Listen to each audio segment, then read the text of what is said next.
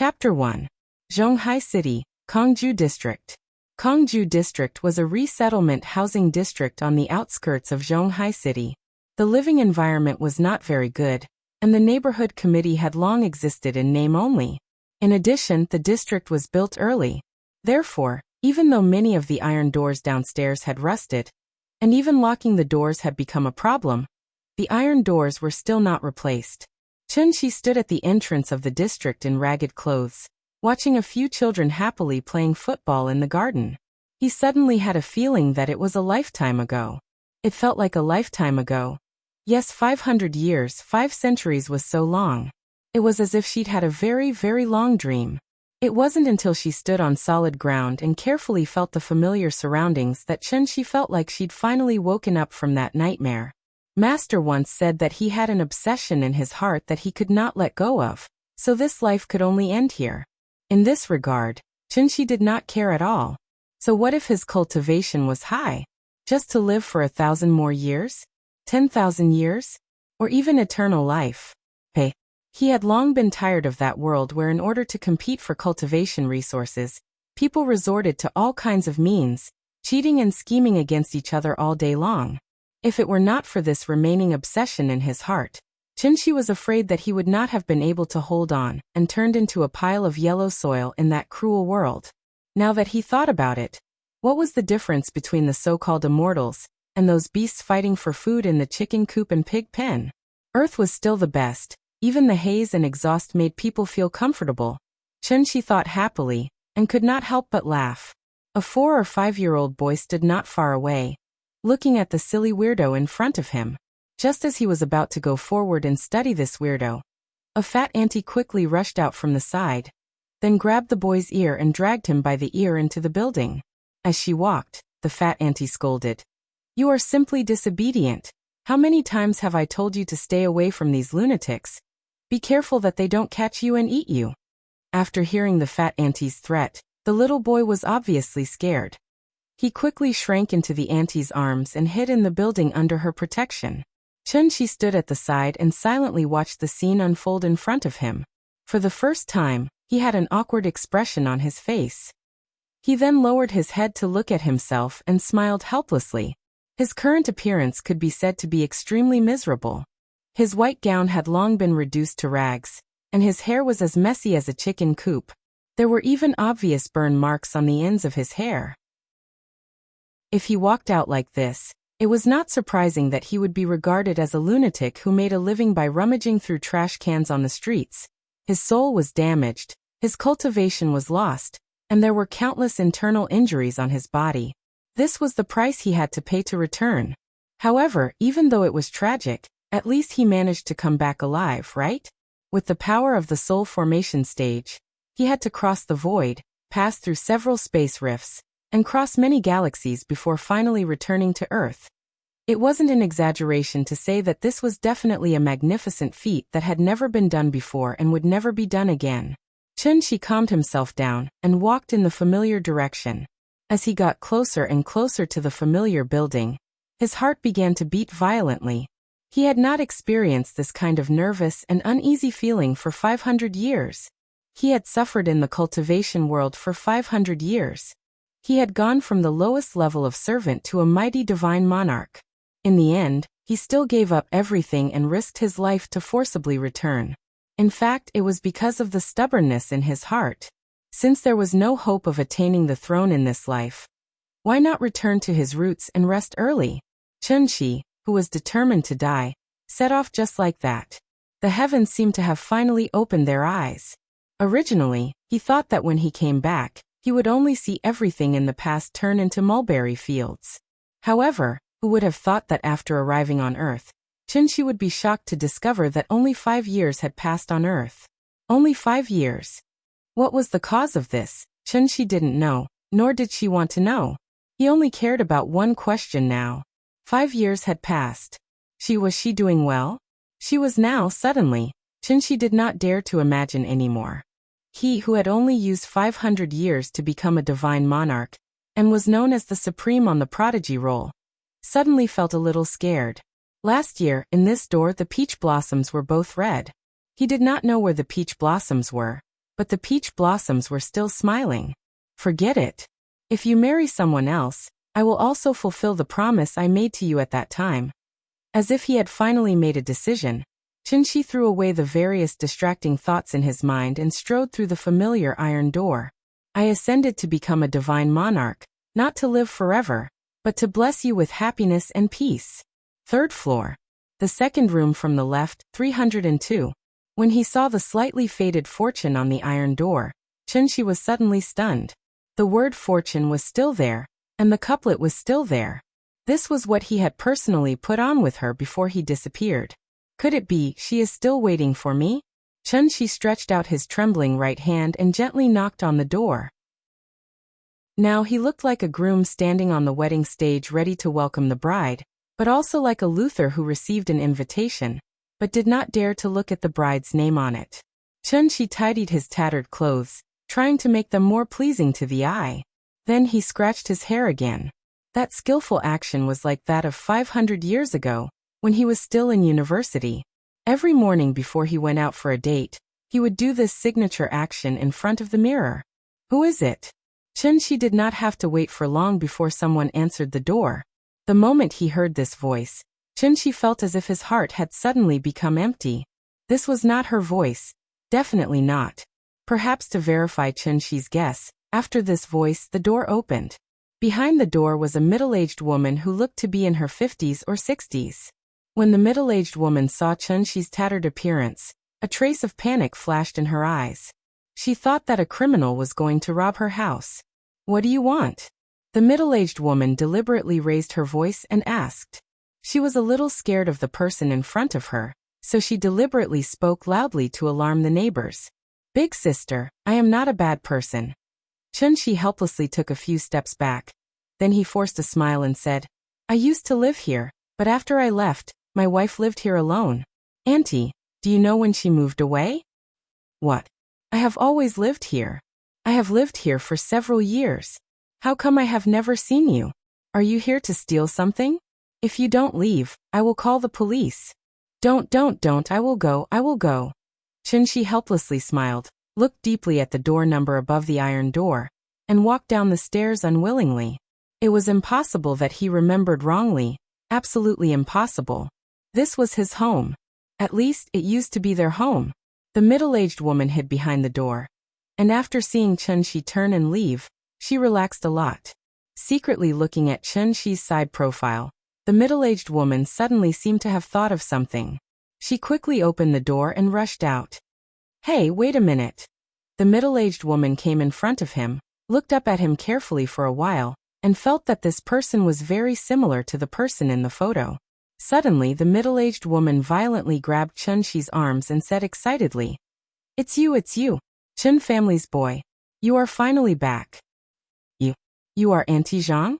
In the past he had only seen Auntie Zhang from afar, so Chinshi did not have much of an impression of her. Fortunately, Auntie Zhang recognized him. How did you become like this? If it weren't for the photos left behind by the two of you, I wouldn't have recognized you today. Thank God I didn't chase you away. You are finally back. Where have you been all these years? Do you know how hard she has been waiting for you? Auntie Zhang pulled Chinshi and said excitedly. As she spoke, she seemed to have thought of something sad, and couldn't help but cry.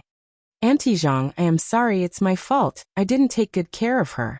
Looking at Auntie Zhang's appearance, Chinshi's heart ached for no reason. His heart, which had been as firm as a rock, also hurt. They had agreed to rely on each other from now on. But she didn't expect Chinshi to leave without a word. He had been gone for 5 years. Auntie Zhang, is she at home? Chinshi asked in a trembling voice. However, Auntie Zhang wiped her tears and said intermittently, She left a long time ago. When she left, she didn't say where she was going. Left? Although Chinshi had mentally prepared himself countless times, when he heard the news from Auntie Zhang, he still couldn't accept it. Just when Chinshi calmed down and wanted to ask Auntie Zhang for more details, a crisp voice suddenly came from upstairs. Grandma, what are you doing? Chinshi looked in the direction of the voice and saw a little girl, who looked about 4 or 5 years old, standing timidly on the stairs. Nian, look, your father is back. Auntie Zhang waved her hand and called the little girl over, then squatted beside her, pointed at Chunxi and said, "Look, don't you want your father? Your father is back, quickly call him father." Chunxi was stunned, looking at the delicate little girl in front of him, and then looking at Auntie Zhang's serious expression, he was dumbfounded. The little girl looked at Chunxi timidly, then under Auntie Zhang's encouragement, she nervously and uneasily called out, "Papa." Chunxi's head suddenly exploded. Although the sound of Papa was very soft, it was like a thunderclap in his ears, making his hair stand on end. "Papa." Not getting a response from Chunxi, the little girl called out again. But this time, she was not so scared, and there seemed to be a trace of expectation in her big bright eyes.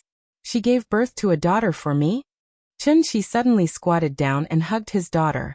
The loneliness, which had been hovering in his heart for 500 years, finally disappeared at this moment. A monarch of a generation actually shed tears at this moment. Chapter 2. The furnishings in the house hadn't changed much. Because of the little girl, the scattered picture albums and toys made the house look a little messy. Auntie Zhang couldn't stand Chunxi's sloppy appearance. As soon as they entered the house, she told him to take a shower and change his clothes. He had left the clothes 5 years ago. He didn't expect them to fit him so well. After a quick cold shower, Chunxi sat upright on the sofa and watched Auntie Zhang play with the child. Auntie Zhang had raised the child all these years, so the little girl was very tired of her. This made Chunxi very envious. He hoped the child would be so close to him. "Come, Nian Nian. Tell Daddy your name." The little girl blinked. Her big watery eyes were full of questions. She didn't seem to understand why Auntie Zhang would ask such a question. So she asked in a childish voice, "Wasn't Nian Nian named by Daddy?" "Mommy named it, so Daddy doesn't know. Mommy said you have to tell Daddy yourself. Look, Daddy is back. Quickly tell Daddy your name." The little girl tilted her head and thought for a while. Then she looked at Chunxi and quickly said, "My name is Chen Nian." After saying that, the little girl burrowed into Auntie Zhang's arms. She seemed a little embarrassed. Auntie Zhang stroked Chunxi's little head. She looked at Chunxi and said helplessly, "Silly child. You're always asking for Daddy. Now you're shy when you see Daddy, Chen Nian. Was it because she missed him? Okay, Nian Nian. Grandma is going to cook for you. Go to Daddy and let him play with you, okay?" "No, I want to play with Grandma." Chen Nian shook her head. She grabbed Auntie Zhang with both hands and refused to let her go. "Be good. If Grandma doesn't cook, we won't have anything to eat tonight. Let Daddy play with you." Auntie Zhang knew that this was a time for the father and daughter to be alone. So she carried Chen Nian to Chunxi and placed her on the sofa beside Chunxi. The little girl was very sensible. Seeing that Aunt Zhang was really going to cook, she no longer pestered her grandma to play with her. After Aunt Zhang left, the little girl sat on the sofa. Her 2 slender legs dangled naturally from the sofa and swayed gently. Her big watery eyes stared straight at Chunxi. No one knew what she was thinking. Chunxi's eyes met hers, and he suddenly panicked. He didn't know how to face his own daughter. Would this sudden appearance of his father scare her? However, the thoughts of a child were obviously different from that of an adult. Chen Nian looked at Chunxi for a long time. Suddenly, he lay down on the sofa and crawled to Chunxi on all fours. He reached out his hands and said in a childish voice, "Papa, hug." Chunxi hurriedly turned sideways to carry Chen Nian, but he was afraid that his clumsy hands would hurt the child. So he could only stiffly stretch his hands under Chen Nian's arms and try to lift Chen Nian up little by little. At this moment, Chen Nian suddenly threw herself on him and hugged his neck. She giggled. "Papa is so silly." Chunxi gently hugged the soft and boneless body in his arms. He still felt like he was living in a dream. The little girl put her head in front of Chunxi and pouted. "The other children have Papa and Mama. I'm the only one who doesn't. Papa, don't leave in the future, okay?" Chunxi was stunned. Looking at the strange yet familiar little girl in his arms, he couldn't help but feel a warm current in his heart. Even after 500 years of wind and rain, his heart was as firm as a rock. At this moment he couldn't help but soften under his daughter's expectant gaze. So Chunxi couldn't help but kiss her forehead. He said gently and firmly, Papa won't leave. I won't leave again. In the future, wherever Nian Nian is, Papa will be there. Pinky promise. Okay. Chunshi laughed and stretched out his fingers to make a promise with the little girl. Then the little guy seemed to have suddenly thought of something and jumped down from Chunshi's lap in a flash. Chunshi didn't dare to stop her. He could only carefully follow behind to prevent her from falling. The little girl quickly ran out of the living room and ran directly to the master bedroom. She was only a little over 4 years old. She wasn't even as tall as the doorknob, so when she opened the door, she could only raise her hands and hang herself on the doorknob. Then, she released her feet and used her body weight to pull the doorknob open. Chunshi nervously followed behind her. After entering the room, he found that the furnishings of the room hadn't changed much compared with 5 years ago. It seemed that they hadn't moved at all. The little girl ran to the bedside table, picked up the photo frame on the bedside table with both hands, and then went back to Chunshi and raised the photo frame high. It seemed that she wanted to show it to Chunshi. Chunshi leaned over and picked up his daughter. He sat on the edge of the bed and took the photo frame from her hands. The man and woman in the photo frame were snuggling together sweetly. Like all couples in love, they returned to the place where they first met on a sunny afternoon, leaving behind the most beautiful memento. This is Papa, this is Mama. The little girl happily pointed to the people in the photo and said, perhaps today was the most absent-minded day in Chunshi's life. When he saw the girl snuggling in his arms in the photo, it seemed that everything only happened yesterday. However, this yesterday was a whole 500 years to him. And for her, it was also 5 years. 5 years was enough for a girl to become a woman. Papa is back. When will Mama come back? The little girl held the photo frame and asked expectantly. Children were innocent and sensitive. In fact, she knew very well why others laughed at her as a wild child. Grandma often said that Papa and Mama had gone far away, so they couldn't come back to see her. She had been waiting for her Papa and Mama to come back. Then she could go to the zoo and amusement park with her Papa and Mama like other children. Now that Papa was back, Mama should be back soon, right? Soon. Chunshi looked at his daughter's big watery eyes and replied affirmatively. Nian Nian, don't worry. Mama will be back soon. If she doesn't come back, Papa will take you to find her, okay? Okay. The little girl nodded her head heavily, and with a face full of joy, she burrowed into Chunshi's arms, then happily pointed to the photo frame and asked, Papa, when Mama comes back, can you put me in too? Put me in it? Chunshi touched his daughter's tender little face and replied very seriously. Okay, when we find Mama, we will take another family photo and put Nian Nian in it. And Grandma? All right, not a single one can be missing. After parting, the 2 places were suspended. I only knew it was March or April, but who knew it would be 5 or 6 years? The 7-string zither was played without heart, and the 8-line script could not be passed down.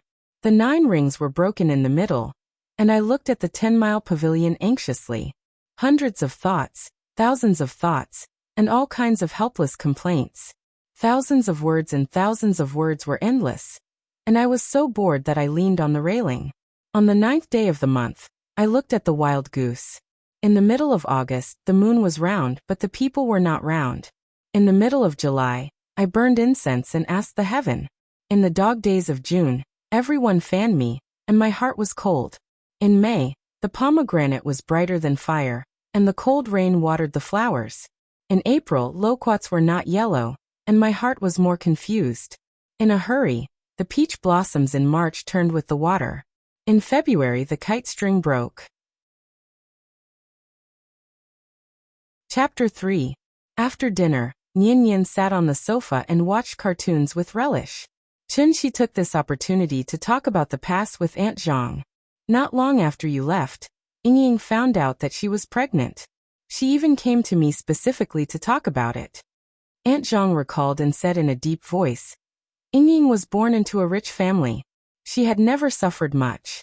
After you left, she was the only pregnant woman left. Even her life became a problem. So when Nian Nian was about to be born, I simply moved here to take care of the mother and daughter. Chunshi was silent. He could totally imagine that scene. A woman watched her belly grow bigger day by day, but she didn't even have anyone to rely on. buying groceries, cooking, washing clothes, cleaning, and tidying up. These seemingly simple chores were not easy for a pregnant woman. Before the child was born, she had already become a single mother. Who could understand her feelings at that time? The more Chunshi thought about it, the more his heart ached. He suddenly felt that there was a stuffy feeling in his heart that he had nowhere to vent.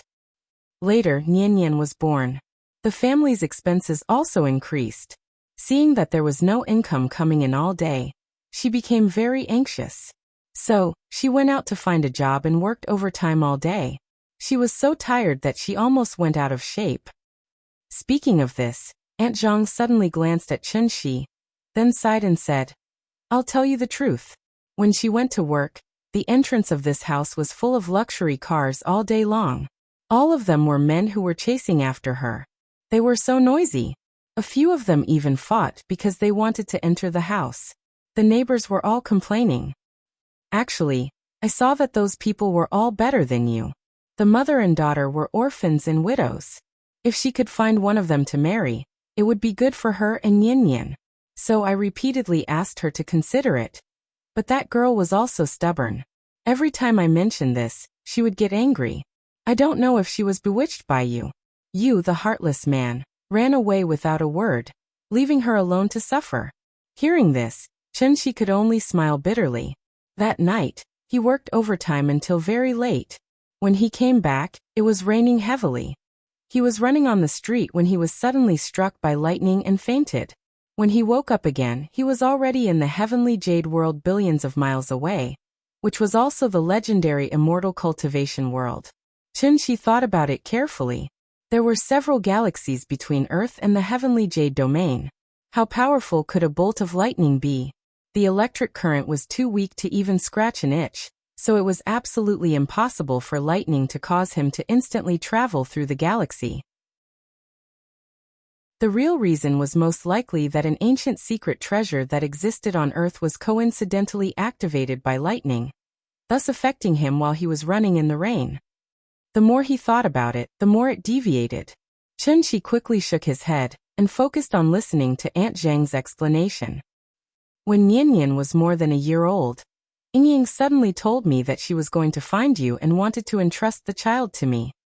Although I used to be just a servant in their house, I also watched Ying grow up.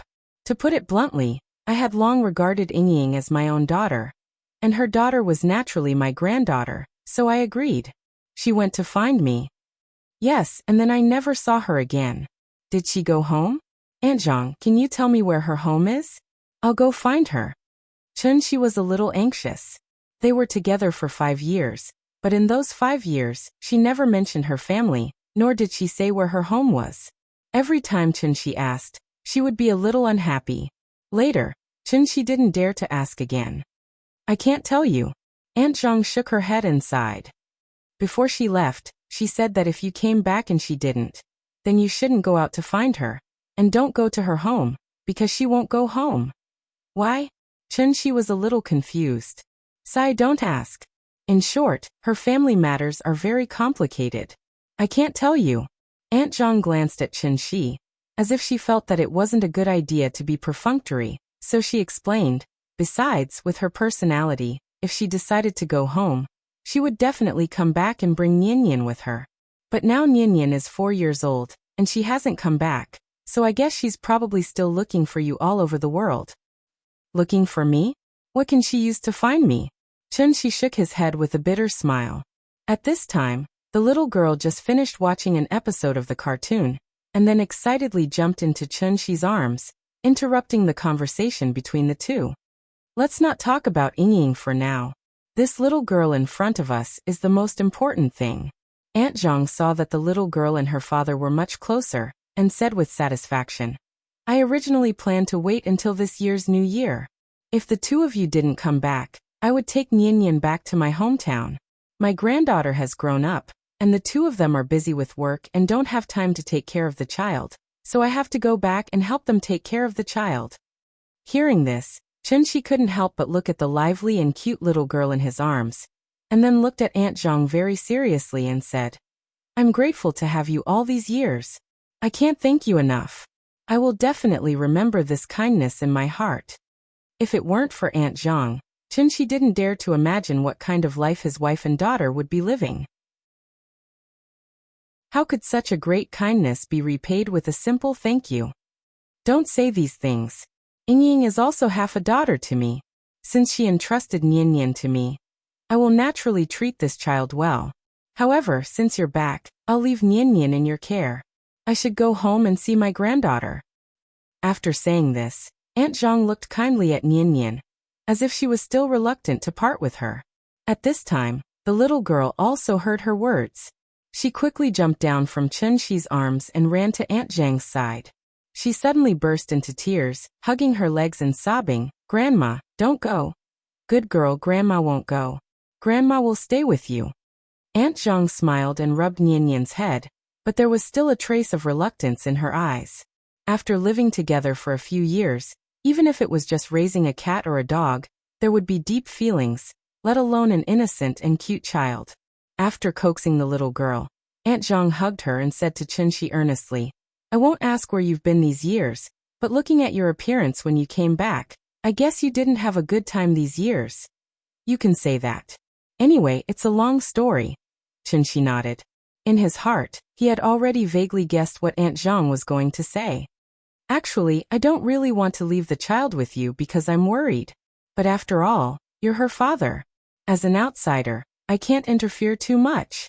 So, I can only hope that the previous things have passed. When you come back, you can understand one thing." At this point, Auntie Zhang paused, looked at Chunshi and said seriously, "You're a father now. I hope you can really understand the meaning of the word responsibility. Don't be like 5 years ago, okay?" Responsibility.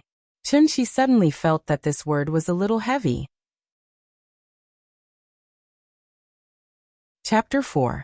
After 5 years, when Chunshi slept on the bed that belonged to them once again, it was as if she could still smell her lingering scent, so she slept especially soundly. Perhaps it was because he hadn't slept for hundreds of years, but he slept very soundly. When he woke up, the little girl was already lying on the bed, waving a roll of silk thread at the tip of his nose. Achoo! Chunshi cooperated with her and sneezed loudly.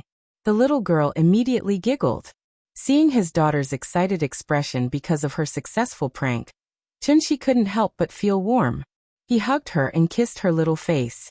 "Ah, Papa is bad." The little guy who was sneak attacked seemed to be a little shy. He pushed Chunshi away and quickly ran out of the room. This kind of morning made Chunshi very comfortable. He liked this feeling. It was as if he had walked from winter to midsummer in one night. At the moment of dawn, he finally returned home. Chunshi quickly put on his clothes and got up. Just as he walked out of the room, he saw Aunt Zhang coming out of the kitchen with a plate. Chunshi smiled and greeted her. Aunt Zhang laughed and said to him, "Nian has squeezed the toothpaste for you. Hurry up, it's time for breakfast." Okay. Chunshi walked into the bathroom. There was a yellow cup on the sink. A new toothbrush with toothpaste was lying quietly on the cup. This was the toothpaste that his daughter had squeezed out for him. A warm feeling instantly rose from his heart. It was so sweet that it felt like honey. Comfortable. So damn comfortable. As Chunshi brushed his teeth, he fiercely sighed with emotion about life. Their house wasn't big, only about 70 square meters. There were 3 rooms, 1 living room and 1 bathroom. It was a small apartment with a second bedroom. The study was converted into a children's room, but Chen Nian usually slept with Aunt Zhang. Because the house wasn't big, there was no dining room. Meals were usually eaten on the coffee table in the living room. When Chunshi came to the living room, the little girl was already holding the bowl and gulping down the porridge. Whenever she ate the porridge, there would always be some water droplets at the corner of her mouth. So Aunt Zhang could only stay by her side and let her eat slowly while wiping the corners of her mouth with a tissue. Look at this child. She's already 4 years old, but she still doesn't eat properly. You have to keep an eye on her. Auntie Zhang seemed to be blaming the little fellow, but the expression on her face betrayed her. Looking at her nervous expression, she was probably afraid that the little guy would choke while eating. The 3 of them finished their breakfast in a happy atmosphere.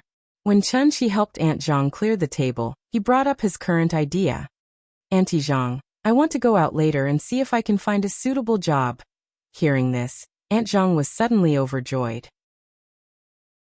She looked at Chunxi and said happily, "It's good that you can think like that. The child should go to kindergarten. In the future, the family's expenses will get bigger and bigger. As a father, you should experience the pressure Ying had at that time." Chunxi touched the tip of his nose, seeming to be a little embarrassed by Aunt Zhang's words. He didn't know how much money Ying left for Aunt Zhang when she left, but Chunxi guessed that it wouldn't be too much. After all, the two of them had just bought this house before he disappeared. Even if Ying went to work after that, she probably wouldn't be able to save too much in just 1 or 2 years. The cost of raising a child was already very high, so Chunxi guessed that Aunt Zhang might have put in a lot of her own retirement money for the little guy in the past few years. Forget it. I already owe Aunt Zhang too much. I'll find a chance to slowly pay her back in the future. After helping Aunt Zhang tidy up the living room, Chunxi rummaged through the shoe cabinet at the door, trying to find a pair of old shoes to wear. At this time, the little guy suddenly burst into tears. Seeing her crying heartbreakingly, Chunxi was immediately frightened. Chunxi hurriedly ran over to the little guy and gently comforted her. "Nian, what's wrong?" Papa, don't go.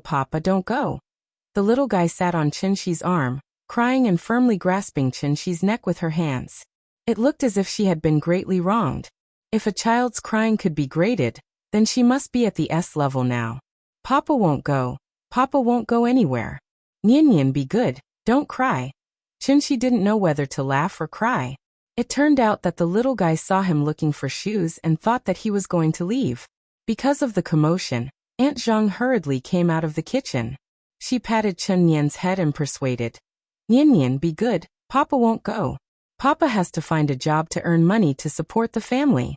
If Papa doesn't go, you and Grandma won't have food to eat." As she spoke, Aunt Zhang wanted to take Chun Nian from Chunxi's arms. But for some reason, the little guy didn't want to come down. Her 2 hands were firmly wrapped around Chunxi's neck, and her little head was buried in Chunxi's neck. She cried at the top of her voice, "Papa, don't go. Papa won't go. Seeing the little guy flip out, Chunxi had no choice but to sit on the sofa with his daughter and comfort her in a low voice. Aunt Zhang kept persuading the little guy, and Chunxi kept emphasizing that he wouldn't leave. After a while, the little guy slowly calmed down. Seeing that she was no longer crying, Aunt Zhang took out a hot towel from the bathroom and wiped her face. Then she coaxed and pulled her from Chunxi's arms. "Nian, be good, Papa won't go. Look, the parents of the other children have to go to work. How can your Papa not go to work? The adults go to work to earn money so that the children can eat, understand?" "Yes." The little guy seemed to have thought it through. She nodded, then grabbed Chunxi's hand and said reluctantly, "Papa has to go to work. I'll wait for Papa at home." "Good girl." Aunt Zhang patted the little guy's head, then signaled Chunxi with her eyes. Chunxi stood up, pinched Nian's little face and said with a smile, "Then Papa will go to work. Nian, what do you want? Papa will buy it for you." "I don't want it. I want Papa." The little guy shook her head, seeming to be worried that Chunxi would not come back. "Then Papa will come back to accompany you as soon as possible after work, okay?" "Okay." After a lot of effort, Chunxi finally went out of the door in the little guy's reluctant eyes. Chunxi used to have a habit, that was, he didn't like to carry his documents with him. Because he often accidentally lost his documents, and it was very troublesome to replace them. He usually left his ID card, bank card, driver's license and other documents at home unless it was necessary. He didn't expect that this habit would save him a lot of trouble now. Looking at the ID card in his hand, Chunxi walked out of the building. But after stepping out of the door, he couldn't help but feel troubled. Make money. Chapter 5. With a few dozen yuan of change from Aunt Zhang and an ID card, Chunxi walked out of the Kongju community in a daze. This was not the Tianxian world. Money naturally did not fall from the sky. Other than stealing and robbing, what else could he do to earn money fair and square? Work. He majored in computer science in university. After graduation, he directly became a programmer. From an annual salary of 100,000 yuan, he slowly worked his way up to 200,000 yuan, which was enough to support the entire family. But now 5 years had passed. Not to mention whether his technology could keep up with the times, just the frequency of working overtime was enough to make Chun-Shi start to retreat. Aunt Zhang would leave sooner or later. If he worked overtime every day, who would take care of the child for him? Besides, he couldn't bear to leave the little guy alone at home. So after some consideration, the option of working was directly ruled out by Chun-Shi. Getting on a bus to the city, Chun-Shi planned to think about it on the bus. If he knew that life on Earth was so difficult, he would have brought a few gems when he returned. Now that he sold them, it was probably enough for him to buy several houses. His cultivation was lost, his soul was damaged, and except for an unparalleled physical body, he seemed to have nothing to offer now. In fact, there were many ways to get rich overnight, but they were all written in the criminal law. Since he had decided to return to the life of an ordinary person, not stealing, robbing, and not doing anything illegal naturally became Chun-Shi's current principle of conduct. Or, find a corrupt official to rob the rich and give to the poor? Anyway, the corrupt official did not dare to call the police or rob the underworld. Cleaning up the scum of society was also a contribution to society, right? If not, he could go to the Middle East as a mercenary and do a big job directly? He had always heard that the situation in the Middle East was quite turbulent. Being a bodyguard should be quite profitable. As she thought about it, Chun-Shi's train of thought began to deviate. It was no wonder, after all, he had lived in the Tianxian world for 500 years. There was no rule of law in a world where the strong preyed on the weak. He was used to fighting for everything he wanted with strength. Suddenly returning to Earth, he was really not used to this society. He was like a prisoner who had been locked up in prison for many years, only to realize that he was out of touch with society the moment he was released. After thinking for a while, Chun-Shi suddenly realized that there was something wrong with his thoughts. In any case, he was a father. No matter what, he had to live openly in this society and set a good example for his daughter. Forget it, I'll think about it carefully. As long as he earned his first bucket of gold, perhaps he could consider starting a small business with Nian Nian. The bus drove from the outskirts of the city to the city. Along the way, it was as if they had come from the countryside to the city. The buildings on both sides of the street were getting taller and taller, and the cement road had turned into an asphalt road at some point in time. Rows upon rows of cars were waiting for the traffic lights, and the platform on the side was still bustling with activity. Chun-Shi was very familiar with every street, every building, and even every bus stop. Everything seemed to be the same as 5 years ago. Not much had changed. Next stop, City 2 Hospital. Passengers who wish to alight, please line up at the back door. At another stop, the bus slowly stopped by the side, and the broadcast in the bus sounded again. The moment he heard the broadcast, an idea suddenly popped into Chun-Shi's mind. He hurriedly squeezed to the back door of the bus and got off with the crowd. After getting off the bus, Chun-Shi looked back at the bus. Sure enough, the bus that was packed like a sardine tin was instantly emptied. There were even a few empty seats. Clothing, food, housing, transportation, medical care, education, medical care. As the holy land of cultivation, the Tianxian world's spiritual energy was naturally extremely rich. Therefore, even mortals with no aptitude at all could be immune to all diseases and live a long life. Chun-Shi's thought process made him forget that he could make money through medical treatment. Once he figured it out, his mind naturally became active. Saving a life was better than building a 7-story pagoda. Doing good deeds could also supplement his own pockets. This business was definitely doable. Thinking of this, Chun-Shi stood at the entrance of the second hospital and began to size up everyone who entered and left the hospital. Naturally, he was not needed for common colds and fevers. However, terminal diseases such as cancer and AIDS could not be treated with his current state of cultivation. Therefore, Chun-Shi decided to target some difficult and complicated diseases first. However, imagination was always beautiful. Chun-Shi stood at the entrance of the second hospital. He did not see many patients with difficult and complicated diseases, but he did encounter several waves of medical scammers. Little brother, do you want to see a doctor? What disease? I can help you register. The number of a retired veteran of the second hospital Guaranteed to cure all diseases. Do you want to register? These scammers actually only had a few tricks up their sleeves. There was someone outside who was in charge of soliciting customers, following behind you in the name of registering. Normal people would have the most basic vigilance, so they did not prepare to deceive people in the first wave. When you were queuing up at the hospital to register, a doctor or nurse in a white coat would appear, wearing a uniform to help you solve your problems. This was scammer number 2. After scammer number 2 was as ferocious as a tiger, he would regretfully tell you that there was no more number. However, a third scammer would appear. Scammer number 3 would pretend to be a patient with similar conditions as you, then cooperate with scammer number 2. If you still did not believe, they would bring you upstairs, and scammer number 4 would appear.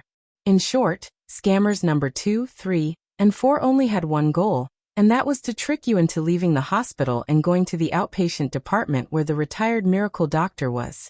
Once you were tricked out of the hospital, their serial scams would basically succeed. Chun-Chi was looking for her target while watching the scammers act out their show in boredom. However, he watched for more than an hour, but he still did not see a single scammer succeed. Chun-Chi could not help but feel a little emotional. These days, even scammers had a hard time. After waiting for a while, Chun-Chi began to wonder if his method was not right.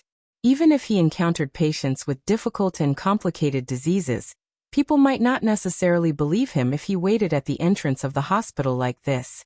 Not to mention that he was not famous. He looked like a young man in his 20s. He did not look like a sage-like old miracle doctor at all. Even if he was a miracle doctor, who would believe him? Why not see the doctor first and pay later? He was afraid that before he could say this sentence, others would have already started to chase him away with brooms. Worry, what should I do? Chun-Chi was thinking about how to make himself famous when suddenly, he saw a man and a woman walking out of the hospital. The woman was in her 20s. She had an outstanding temperament, and was dressed maturely. She was wearing a tailored black gauze dress. Her 2 snow-white long legs swayed faintly under the gauze, rippling with a myriad of emotions. She was so enchanting, but had a pair of eyes that were as clear as autumn water. It made people unable to have any blasphemous thoughts. Her temperament was like an iceberg, making people not dare to approach her. They could only stand at a distance and silently sigh. What a devastatingly beautiful woman. However, although this woman was beautiful, Chun-Chi's gaze was always on the man. This was a middle-aged man in his 40s or 50s. His every movement had a hidden power. When he walked with a majestic gait. He looked particularly energetic. This man looked to be in his prime, but Chun-Chi knew that he was sick. Chapter 6. Business was here. This was not the time to pretend to be aloof. After waiting for so long, he finally found a suitable target. He could not let this cooked duck fly away. His daughter was growing. She needed money to supplement her nutrition, go to school, buy clothes, and buy toys. As a father, if he did not work hard now, how could he leave a perfect and happy childhood for his daughter?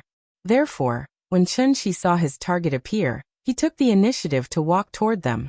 Because only by taking the initiative would a story happen between them. The man and woman seemed to have driven a car. After leaving the outpatient department, they turned around and walked to the parking lot behind the outpatient department. Chun-Chi followed them to the parking lot. After seeing that there were not many people here, Chun-Chi quickly walked past the 2 people and directly reached out to stop the man and woman. "Little brother, what's the matter?" Chun-Chi's behavior was a bit impolite, but the middle-aged man was not angry. Instead, he asked gently. In order not to appear like those medical scammers at the hospital entrance, Chun-Chi decided to go straight to the point after some consideration. Therefore, he did not talk nonsense. He directly looked at the middle-aged man and said, "You're sick. I can cure you." As if to make his words more convincing, Chun-Chi's eyes looked very sincere at this moment. "I'm sick." Hearing this, the middle-aged man could not help but be stunned. The middle-aged man seemed to have not recovered from Chun-Chi's words. The woman next to him was already angry. She immediately scolded in a delicate voice, "You're the one who's sick." After that, she glared fiercely at Chun-Chi. Then, she took the middle-aged man's arm and wanted to pull him away. Dad, let's go. Ignore these lunatics. Hey, wait, you're really sick. I'm not lying to you. Chun-Shi ignored the woman. He stopped the middle-aged man again and said with a sincere face, a dignified monarch god had to take the initiative to attract customers on the street in order to make money. He even had to use his hot face to kiss someone's cold ass. This was life. Perhaps moved by Chun-Shi's sincerity, the middle-aged man signaled the woman not to worry. Then he looked at Chun-Shi and asked, Little brother, you said that I'm sick. Tell me, what illness do I have? Can I check your pulse to confirm it? Sure. The man nodded and stretched out his right hand. Chun-Shi held his wrist and made a gesture that was not very standard to feel the pulse. Not long after, Chun-Shi released his hand and said with certainty, Your injuries are very serious. You probably won't live past 50. What a joke. The woman was clearly enraged. She couldn't help but laugh in anger. My father is already 52 years old. How dare you say that he won't live past 50? I'm warning you, if you don't leave now, you'll have to bear the consequences. After saying that, the woman took out the car key and unlocked the car with a beep. Then, she pulled the middle-aged man and walked to the car not far away. Already 52? Chun-Shi was also stunned. He didn't expect that the first patient he took the initiative to find would be misdiagnosed by him. It didn't make sense. This middle-aged man looked strong, but if one looked closely at his complexion, one could clearly see that his face was a bit pale, which was different from his normal skin color. Although he walked with large strides and held his head high, with Chun-Shi's superior vision, she could naturally see that his body was slightly unnatural, as if he was forcibly pretending to be healthy at all times. Because of this, Chun-Shi proposed to take his pulse, wanting to see what illness this middle-aged man had. In fact, after this period of recovery, Chun-Shi had cultivated a little bit of true essence again. It was also because of this that he could control true essence into the middle-aged man's body when he felt his pulse. From there he could understand the man's current physical condition in detail. The man's internal organs were all damaged, and it was very serious. The strange thing was that the middle-aged man's internal injuries didn't seem to have been caused in a single breath. Instead, they seemed to have been caused by an external force over a long period of time. It was as if someone had taken a knife and continuously cut open his internal organs. The most serious injury was the lung. The wound had already begun to fester. Chun-Shi estimated that even if the man immediately went for a resection, his injury wouldn't get better. Thinking of this, Chun-Shi looked at the middle-aged man who was about to get into the car and said, I don't know what method you used to extend your life, but according to your current situation, you could die suddenly at any time. Hearing this, the middle-aged man stopped. By the time he turned around again, the carefree temperament on his body had already disappeared. He frowned slightly and asked with a sullen face, Little brother, do you really know medicine? I can cure you. Chun-Shi nodded. His attitude was very confident. Really? 100% sure. Then what do you want? Money. How much? Hearing this, Chun-Shi immediately sneaked a glance at the old A6 behind the middle-aged man. After a little consideration, he opened his mouth and said, 100,000. Okay. Chun-Shi was still hesitating whether he had asked for too high a price. If the man wanted to bargain, 50,000 was not out of the question. If the man still thought it was too expensive, 20,000 would be fine too. In short, if the price was as high as the sky, the price would fall. However, what Chun-Shi didn't expect was that as soon as he asked for the price, the middle-aged man had already agreed to it without hesitation. At this time, the woman who had already opened the door and was about to get into the car couldn't take it anymore. She carried a small Koen bag and walked quickly in high heels to the middle-aged man's side. She called out anxiously, Dad. The middle-aged man waved his hand and motioned for her to calm down. She was so angry that she stomped her feet and scolded Chun-Shi coldly. Are you selling crutches? My dad is not sick. This is the hospital. Dad, do you feel uncomfortable anywhere? Let's go check now and ignore these liars. Chiotong, stop it. The woman was about to go crazy with anger. However, the middle-aged man didn't listen to her at all. Instead, after hearing what she said, he immediately stopped her with a straight face. Dad. The woman curled her lips and looked like she was about to cry. Seeing his daughter's aggrieved look, the middle-aged man's expression couldn't help but soften a lot. Thus he patted her shoulder and whispered, "Chiotong, get in the car first. Dad will explain to you later." Perhaps it was because of her good family background, the woman obediently got into the car after hearing the middle-aged man's words. However, before she left, she glared fiercely at Chen Shi. She really hated this big liar. This big liar actually dared to cheat the father and daughter. She must teach him a lesson later. Thinking of this, the woman immediately took out her phone from her bag and quickly sent a text message.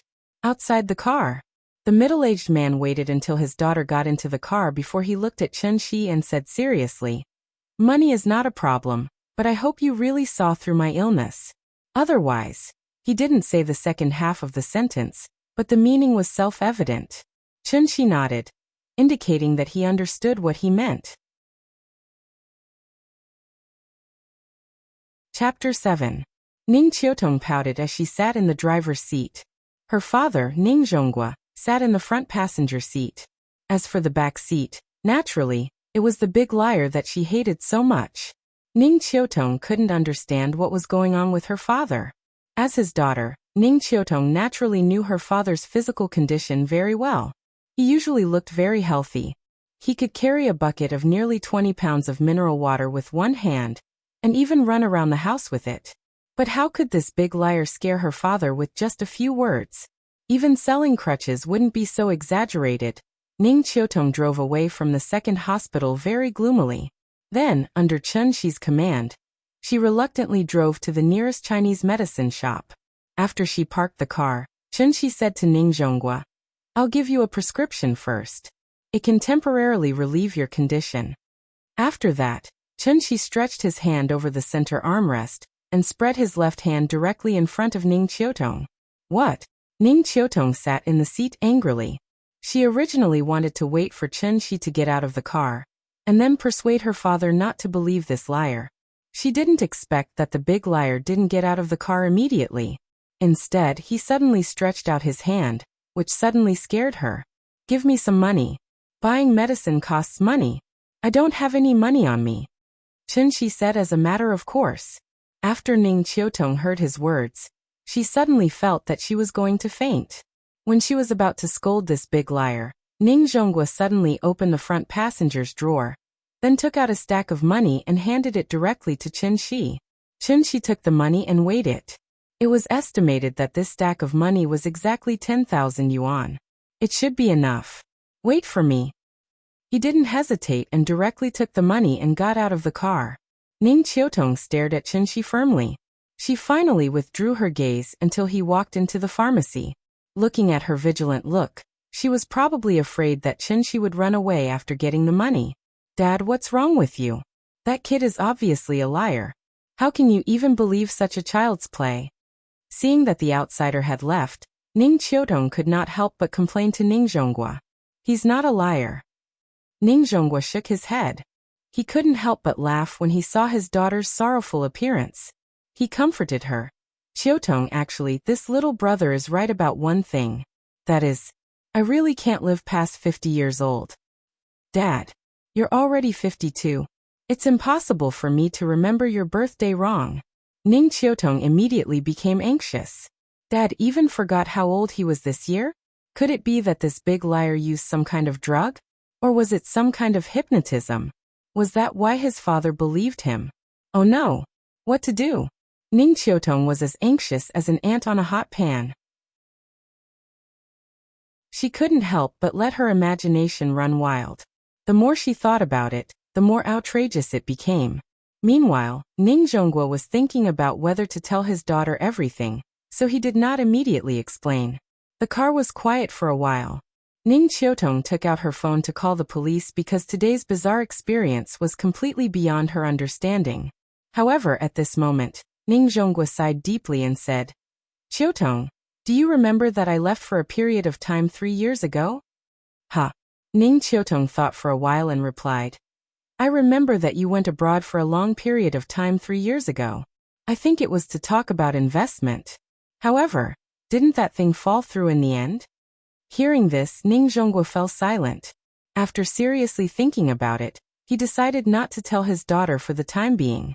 Thus, looking at the extremely anxious Ning Qiutong, he suddenly asked in a serious tone, Qiutong, if I could buy my life back for 100,000 yuan, would you be willing?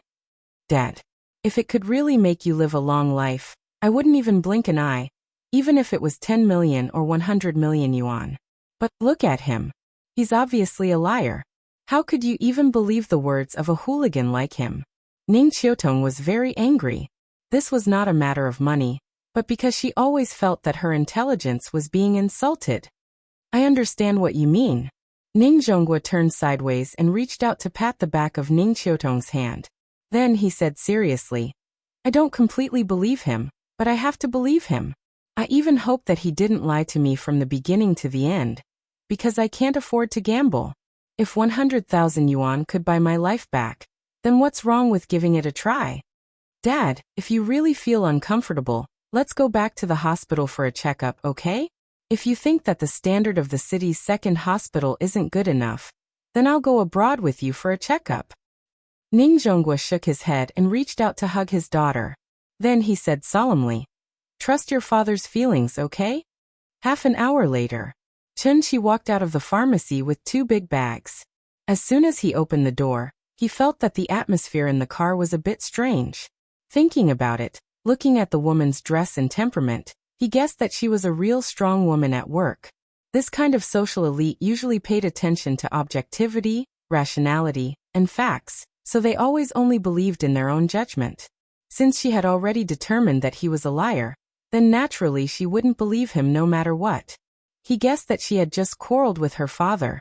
Forget it, he couldn't care less about other people's family matters.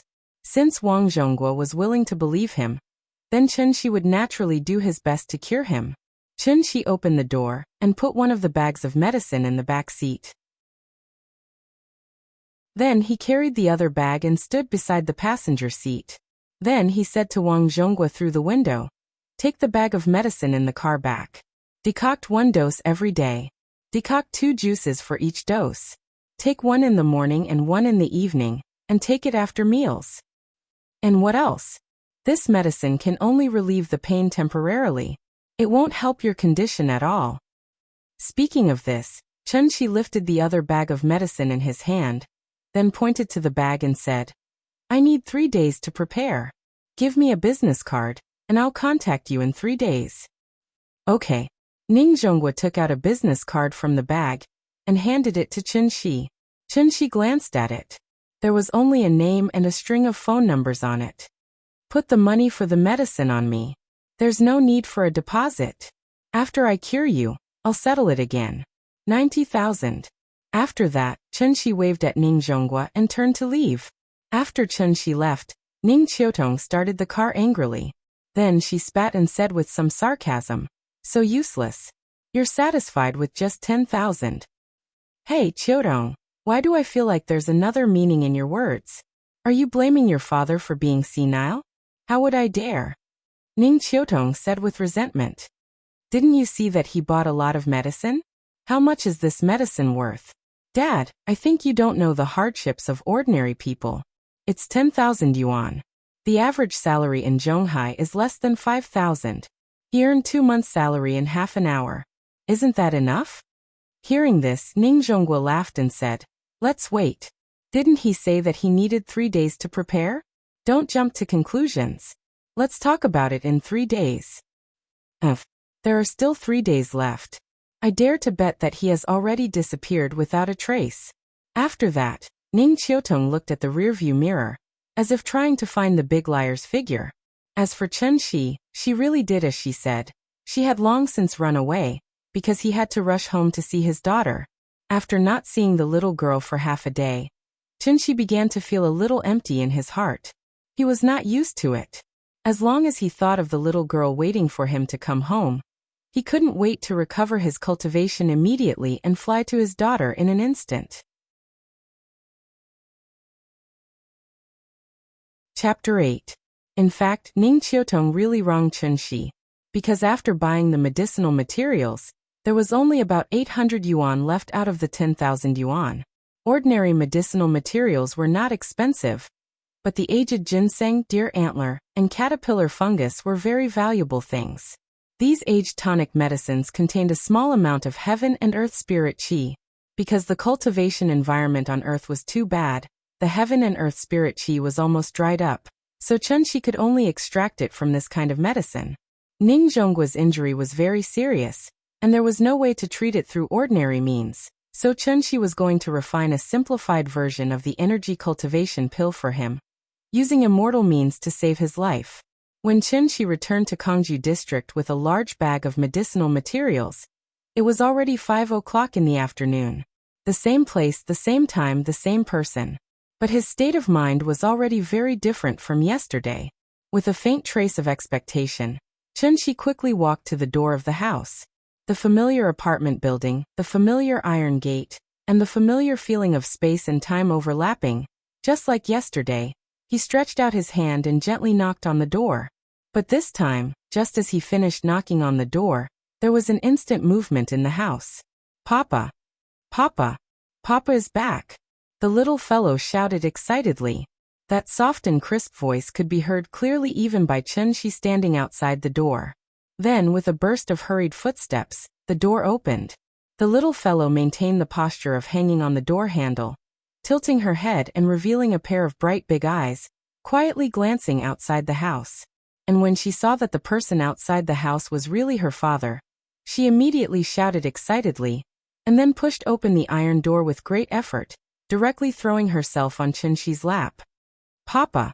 Chunxi quickly squatted down, hugged his daughter's small body with his left hand, and then slightly lowered his head, rubbed the little fellow's forehead with his head, and asked happily, "Nian Nian, did you miss Papa?" "Yes." As if to express how much she missed her father, the little girl actually took the initiative to kiss Chunxi on his face, which immediately made Chunxi laugh out loud. "Let's go back to the house with Daddy." After that, Chunxi lowered his hand slightly and placed it on the little fellow's thigh. The little girl was also very cooperative. She directly sat on Chunxi's arm, and then wrapped her arms around Chunxi's neck, allowing Chunxi to carry her into the house.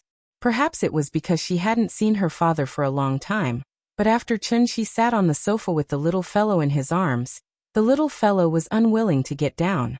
Instead, she firmly hugged Chunxi's neck and asked her father to watch cartoons with her. Aunt Zhang had heard the commotion outside, but when she confirmed that it was Chunxi, she returned to the kitchen to prepare dinner. "How is it? Is the job search going well?" Auntie Zhang washed the vegetables while asking about Chunxi's situation through the kitchen door. "Not bad. I met an old classmate, and he recommended me to work in a pharmaceutical company." On the way home, Chunxi had already thought of an excuse, so when Aunt Zhang asked, he opened his mouth and made up an excuse. After all, everything that happened to him was too bizarre, so naturally, it was impossible for him to tell Aunt Zhang the truth. "Pharmaceutical company? That's good. When will you officially start work?" "In 3 days. "Oh? Then why don't you play with Nian Nian while you're not at work these days?" "I'm an old woman, and I didn't dare to take her to crowded places before. Now that you're back, you can take her out to play." After hearing Aunt Zhang's words, Chunxi looked down at his daughter and asked, "Nian Nian, Daddy will take you out to play tomorrow, okay?" "Okay. Daddy will take me out to play. I also want to go to the amusement park and the zoo." The little girl immediately cried out excitedly. And Chunxi keenly noticed the word, "also" in the little girl's words. After thinking about it for a while, Chunxi understood. He guessed that when the little girl played with other children in the community, she heard about the amusement park and the zoo from them. After all, Aunt Zhang was old and could not hold her for a long time. But if she ran around on the ground, the little girl was likely to run away when there were more people. For safety reasons, Aunt Zhang had not taken the little girl out to play since she was so big. Other children were showing off their experiences, but his daughter could only listen to them. It was quite pitiful to think about it. Thinking of this, Chunxi could not help but feel a little guilty. So he held his daughter, smelled the faint milky fragrance on the little girl's body, and said solemnly, "Nian Nian, you have to eat more and grow up quickly. When you grow up, Daddy will take you to pick the stars and the moon, okay?" "Okay. Daddy, take me there." It was night. Chen-Shi waited until Aunt Zhang and the little girl were asleep, and then secretly brought the medicinal materials to the bedroom. He was going to refine the foundation elixir, a kind of elixir that was very common in the Tianxian world. This kind of elixir was the basic elixir that every sect in the cultivation world needed. It was mainly used to improve the physique of new disciples, and at the same time, to repair the old diseases in their bodies, so as to help them quickly accumulate the spiritual energy of heaven and earth and officially enter the immortal sect. Alchemy was a technical job, and it was very particular about the heat, the prescription, and the time to put the materials. Chen-Shi had lost his cultivation. Although after a few days of hard work, he had painstakingly accumulated a trace of true essence, but he still could not release the simplest magic, and naturally could not use any exquisite fire control magic. But fortunately, the grade of the foundation elixir was too low, and it did not even require any complicated alchemy techniques. In addition, what Chen-Shi was going to refine was not the authentic foundation elixir, but a simplified version that he improved based on the existing medicinal materials on Earth. Naturally, there was no need for any techniques. Because of the lack of several main ingredients, Chen-Shi did not have much hope for the simplified version of the foundation elixir in his hands. If the elixir could have 1/10 of the effect of the authentic foundation elixir, then he would be satisfied. After all, even the cleverest housewife could not cook without rice.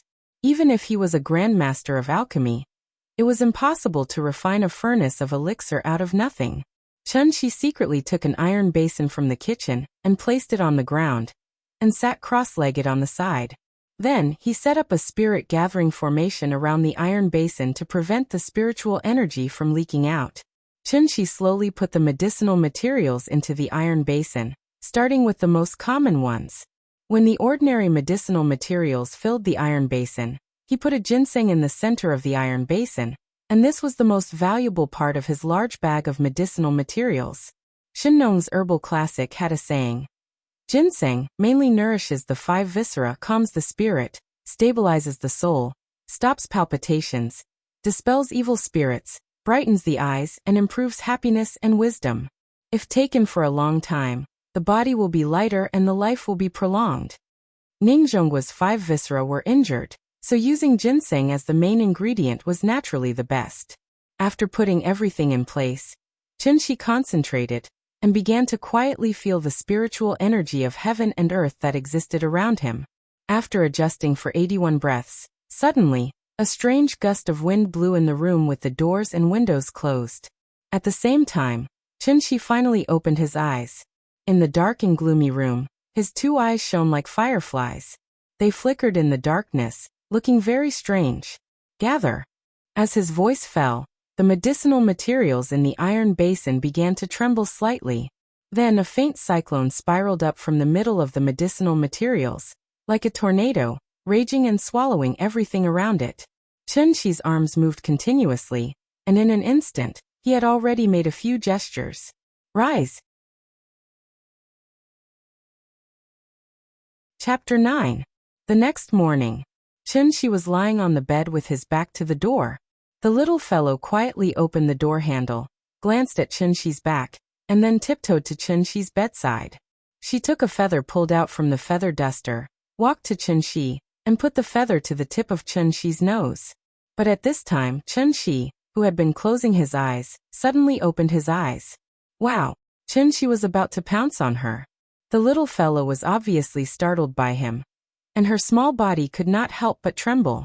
Then, her mouth was crooked, and her face was full of grievance and fear. Her eyes were red and she was about to cry. Seeing this, Chen-Shi immediately knew that something was wrong. He knew that this joke was a bit too much. "Don't cry. There's something behind you." Chen-Shi suddenly sat up from the bed, took the little fellow into his arms, and then gently lifted her into his arms. He pretended to be mysterious and said to her, "There's something moving on the window. Look, it's still moving. Ah, it's coming. It's coming." The little fellow was obviously frightened by him. Lying on Chen-Shi's shoulder, her small body trembling slightly, she did not dare to move or look back. For a moment, she even forgot to cry. Chen-Shi secretly glanced at the little fellow and found that she was lying in his arms, So he whispered to comfort her. "Don't be afraid, Papa will protect you. Look, it was scared away by me." Under Chun-Shi's constant encouragement, the little fellow slowly turned around and carefully glanced at the window, only to find that there was nothing there. The sun was shining brightly outside the house, and a 20-year-old elm tree was swaying gently in the breeze. The early morning sun passed through the window of the room and sprinkled a rectangular golden light spot on the cement floor. Through the light, countless floating dust could be vaguely seen, moving and swaying in the slightly slanted light. The little guy sat in his father's arms in a daze, like a delicate porcelain doll, infinitely lovable. Just like that, a storm was resolved by Chun-Shi. Chun-Shi rubbed his daughter's head lovingly and asked with a smile, "Nian Nian, do you want to go to the amusement park or the zoo?" "Everyone wants to go. You can only choose one today." "Oh, then I want to see a panda." "All right, let's go." Chun-Shi lifted her daughter high up in the air, making the little girl giggle. After breakfast, Chun-Shi was ready to take the little fellow out, but at this time, she clamored for her grandmother to go with her. Aunt Zhang was getting on in years, and it was inevitable that her stamina could not keep up. Therefore, she did not want to walk too much or go too far. Thus, the little fellow was unhappy. After crying for a while, Chun-Shi and Aunt Zhang finally calmed her down. Before leaving, the little fellow asked her grandmother what she wanted. She would bring it back for her grandmother later, which immediately made Chun-Shi and Aunt Zhang burst into laughter. This little girl was really smart. Chun-Shi had just said something to her yesterday, and today she was already nimbly applying what she'd learned. Outside the door, the little fellow did not want to walk by herself. So Chun-Shi carried her with one hand and walked out of the community. At this time, a big sister carrying a vegetable basket saw the father and daughter. "Nian Nian, where are you going?"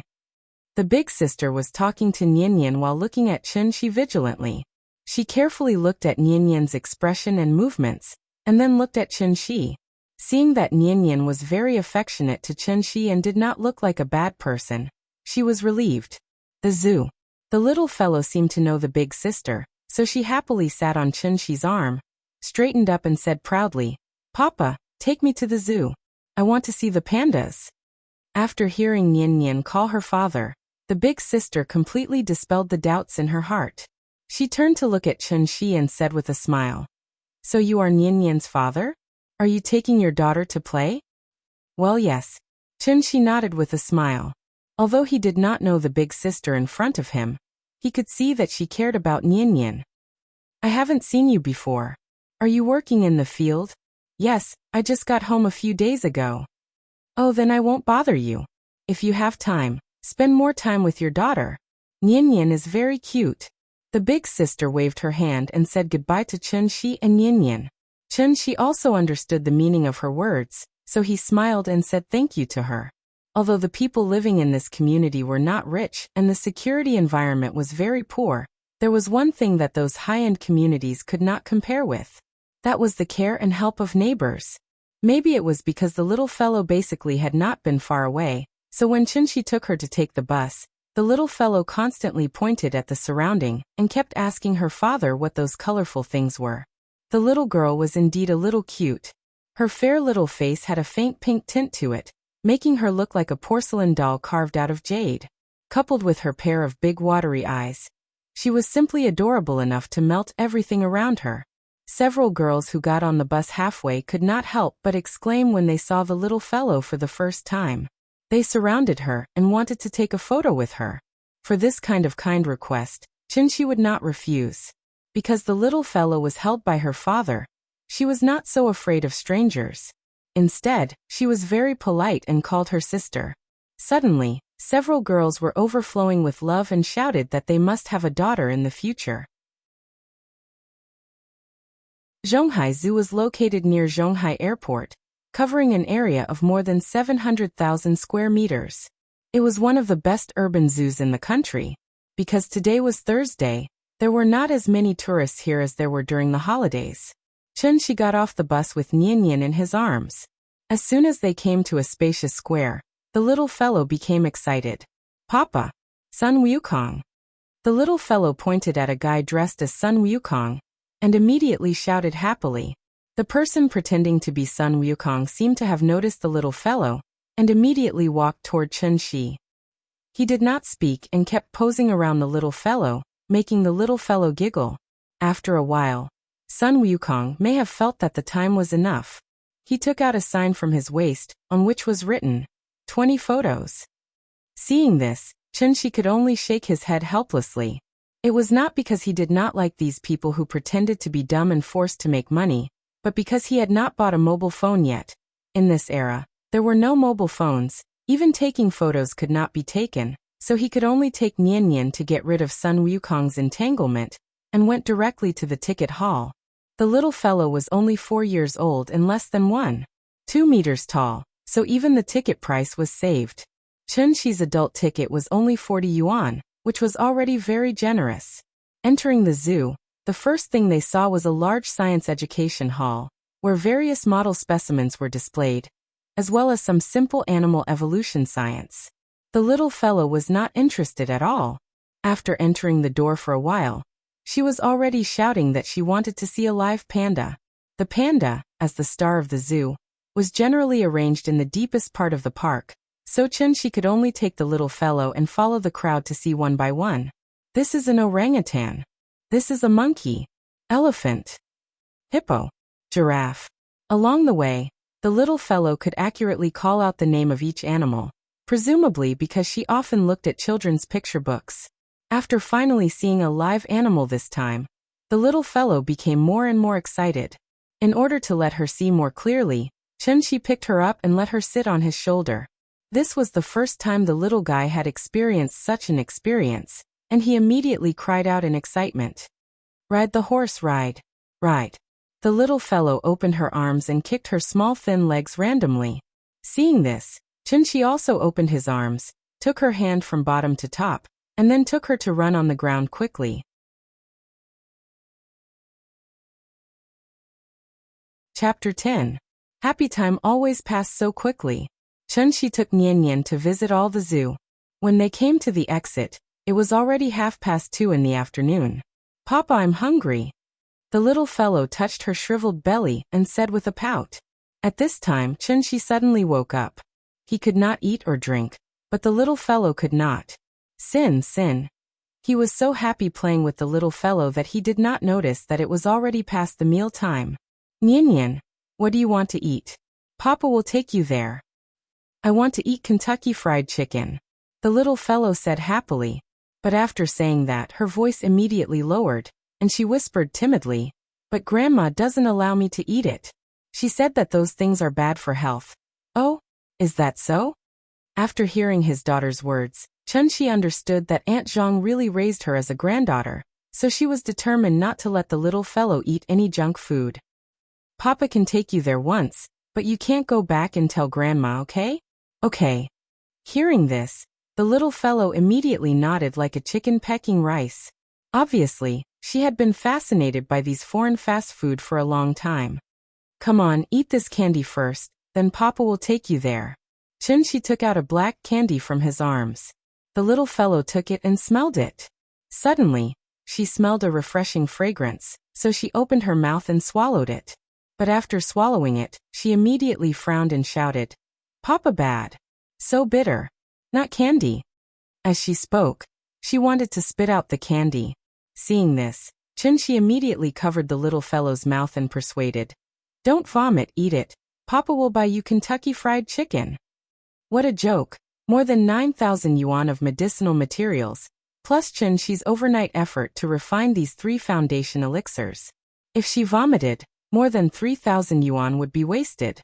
While forcing his daughter to swallow the elixir, Chen Shi reminded himself, when refining elixirs in the future, but remember to add cane sugar.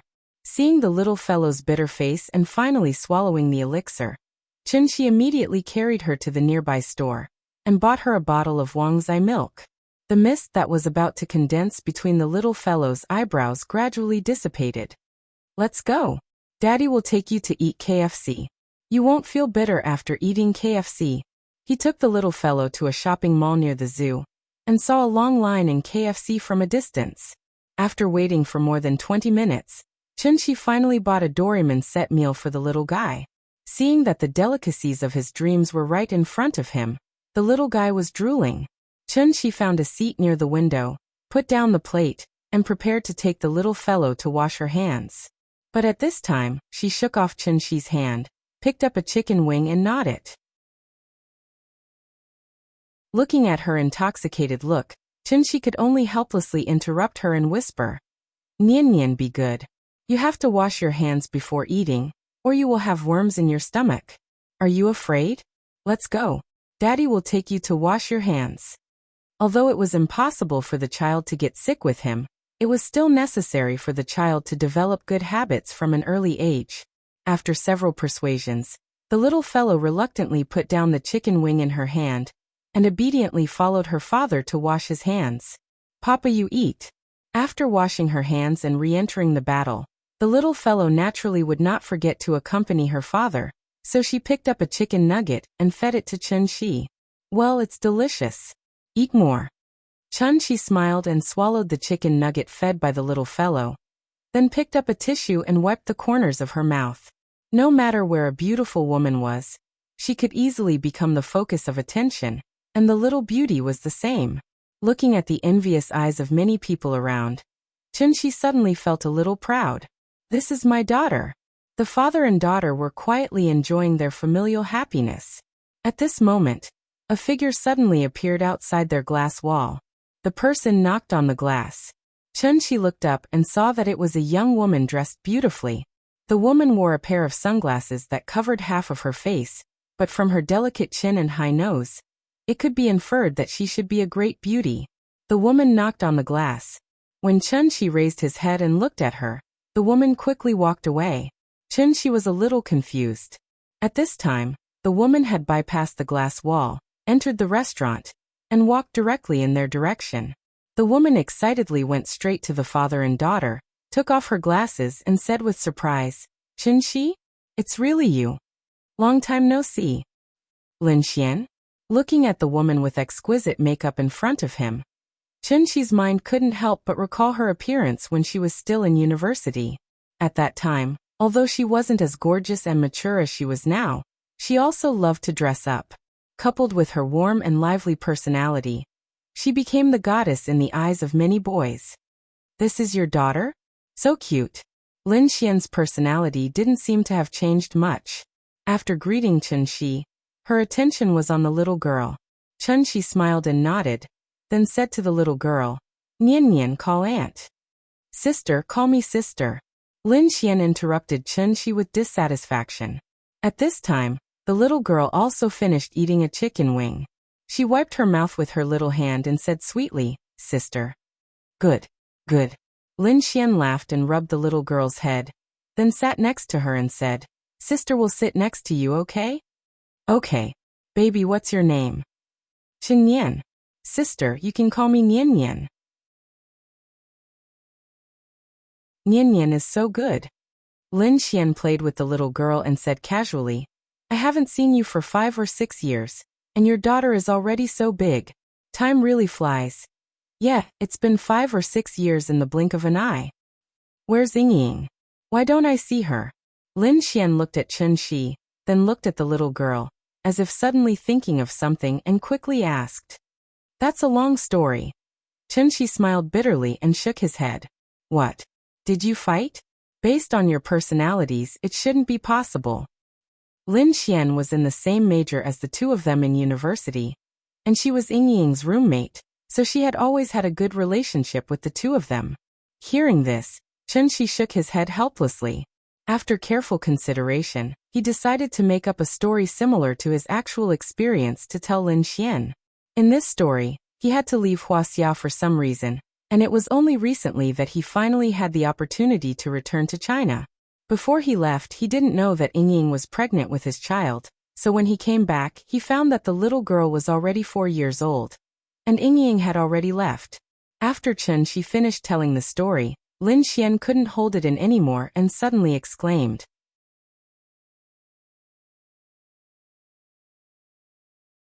Chapter 11. Lin Xian looked at Chun-Shi with some shock, as if she couldn't believe that the Chun-Shi in her impression could do such a thing. Suddenly, she grabbed a handful of chicken bones that Nian spat out from the table, and then threw them at Chen Shi. Ignoring the people around them, she immediately shouted angrily, "Why didn't I find that you had the potential to be a scumbag when we were in school? How can you do such a thing as abandoning your wife and daughter? I really want to beat you with the sole of my shoe." There really was a very special reason. I couldn't even refuse. Chen Shi weakly defended himself. "You're a damn man. How can you abandon them and run away by yourself just because you said you couldn't do anything?" Lin Xian was already furious. Seeing that she had thrown all the chicken bones, she wanted to grab the uneaten hamburger on the table and throw it at him. But at this time the little fellow suddenly cried, "Don't hit my papa." The little guy reached out and grabbed Lin Xian's hand, then burst into tears.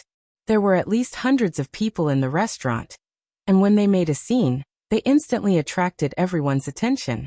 Lin Xian was stunned, and quickly hugged the little fellow in her arms to comfort her. "Baby, don't cry, sister won't hit your father, don't cry, okay?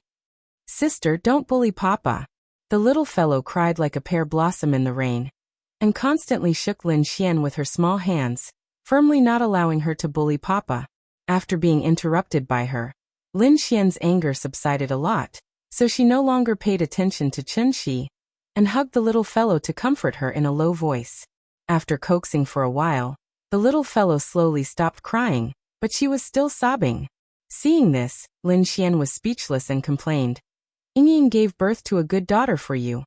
Chen Shi smiled awkwardly, and then took a tissue across the table to wipe the little fellow's face, and comforted her. "Nian, sister didn't bully papa, don't cry, so many people are watching, if you cry again they will laugh at you." Perhaps Chen Shi's persuasion worked. The little fellow slowly calmed down. But then, she glared at Lin Xian with her pair of red eyes, and then pushed Lin Xian away with all her strength, and went under the table to her father's side. "Papa, hug." The little fellow went into her father's arms, and then buried her head in Chen Shi's shoulder, and didn't look at Lin Xian obviously. She thought she was a bad person. "Well, I've become a bad person." Lin Xian gloomily looked at the father and daughter, and the resentment in her heart was difficult to calm. After a long silence, Lin Xian said with a gloomy face, "Yingying is an otherworldly fairy. It's understandable that she can't tell a scumbag from a man. But I've seen countless men in the past. How can I not see that you're a scumbag?" Chen Shi didn't know how to answer her. He couldn't tell her that he was struck by lightning and went to an alien planet, and then lived for 500 years in an alien planet, and finally succeeded in his cultivation, crossing the universe with his physical body, and went through untold hardships to return to Earth. Crazy, this is. I can't tell you the reason why I left that year, but I still hope you can believe me. I really left because of force majeure.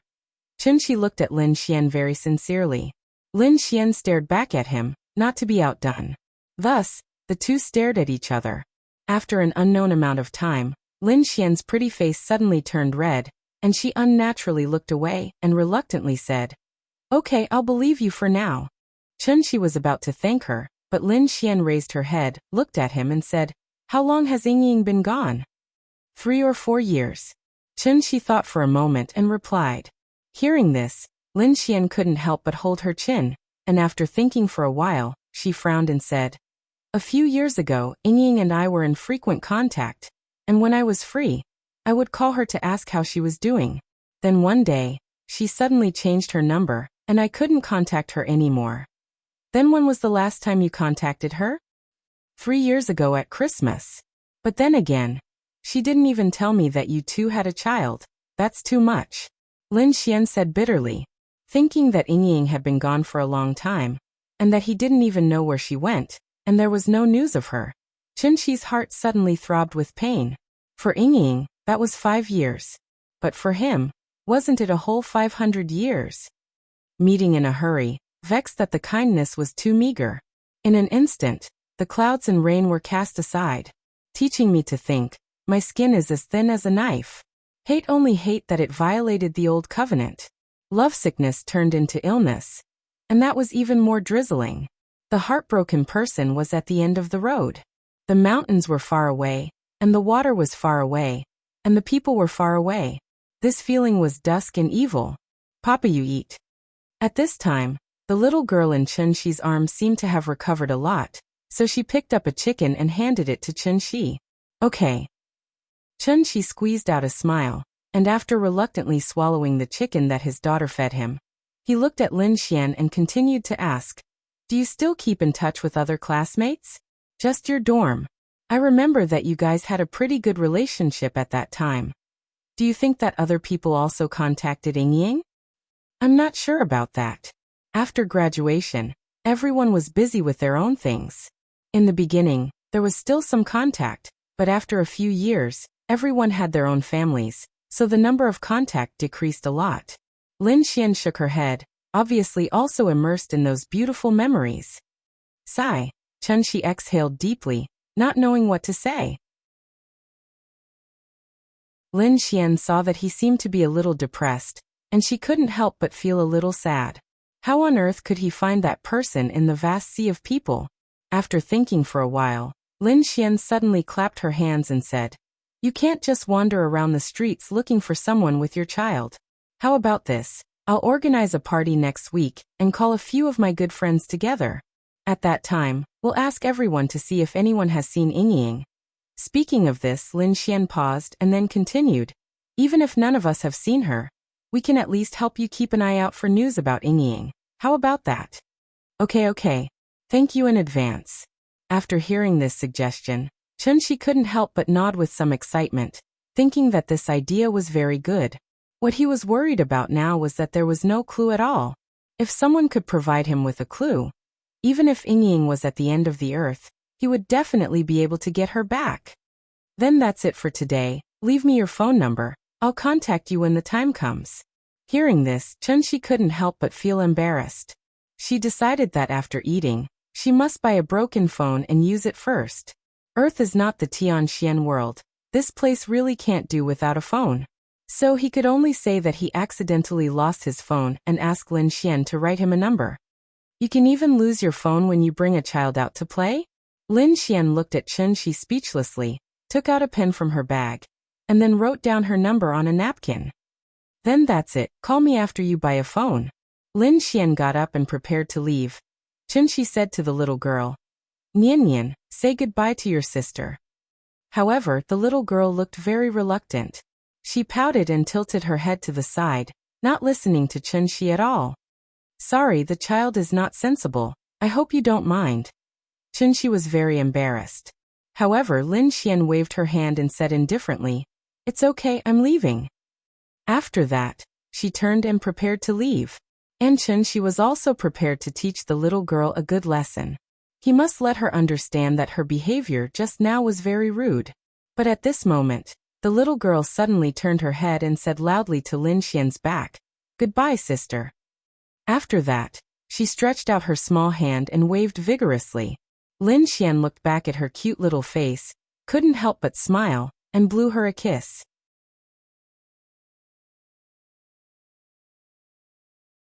Chapter 12. In this world, not everyone likes children. Some people think that children are innocent, lively and cute, while others think that children are noisy and annoying. After lunch, Chunxi took the little girl home. Maybe because she had a lot of fun, the little girl was chattering excitedly all the way. She was very long-winded, so she also disturbed many people on the bus. Finally, a young man in a uniform couldn't help but turn around and stare at Chunxi.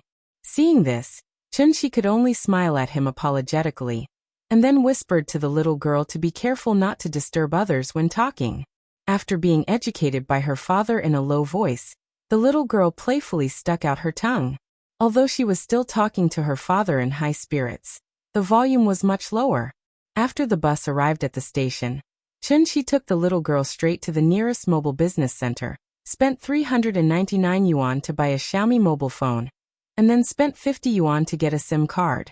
This cost him more than half of his net worth, which made Chunxi feel a little painful.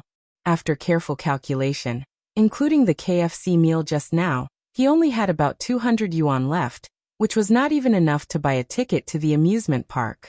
After thinking about it, Chunxi decided not to take the little girl out to play tomorrow. The most important thing was to fill up his wallet. So, Chunshi turned on his mobile phone and started to operate it. When he left, the Android system had just become popular, and Nokia was still struggling to survive by relying on its own Symbian system. 5 years later, Nokia had withdrawn from the mobile phone market, and the mobile phone that cost 2,000 to 3,000 yuan was not even comparable to the mobile phone that cost less than 500 yuan now. Thinking about it, it was a little amazing. Chunshi first sent a text message to Lin Xian, telling her his number, and then took out Ning Zhongguo's business card and called the number on it. The phone was quickly connected, and Ning Zhongguo's polite voice sounded from the other end of the phone. Chunshi introduced himself and explained the situation to Ning Zhongguo. Although Ning Zhongguo felt a little confused, he did not say anything else. After a few simple polite words, he and Chunshi set a time for the treatment. Tomorrow morning, 10 o'clock a.m., Jin City Holiday Villa. Jinqingbiyuan was a well-known high-end residential area in Zhonghai City. Its main products were detached villas and large houses. Ning Zhongguo finished the call and returned to the dining table.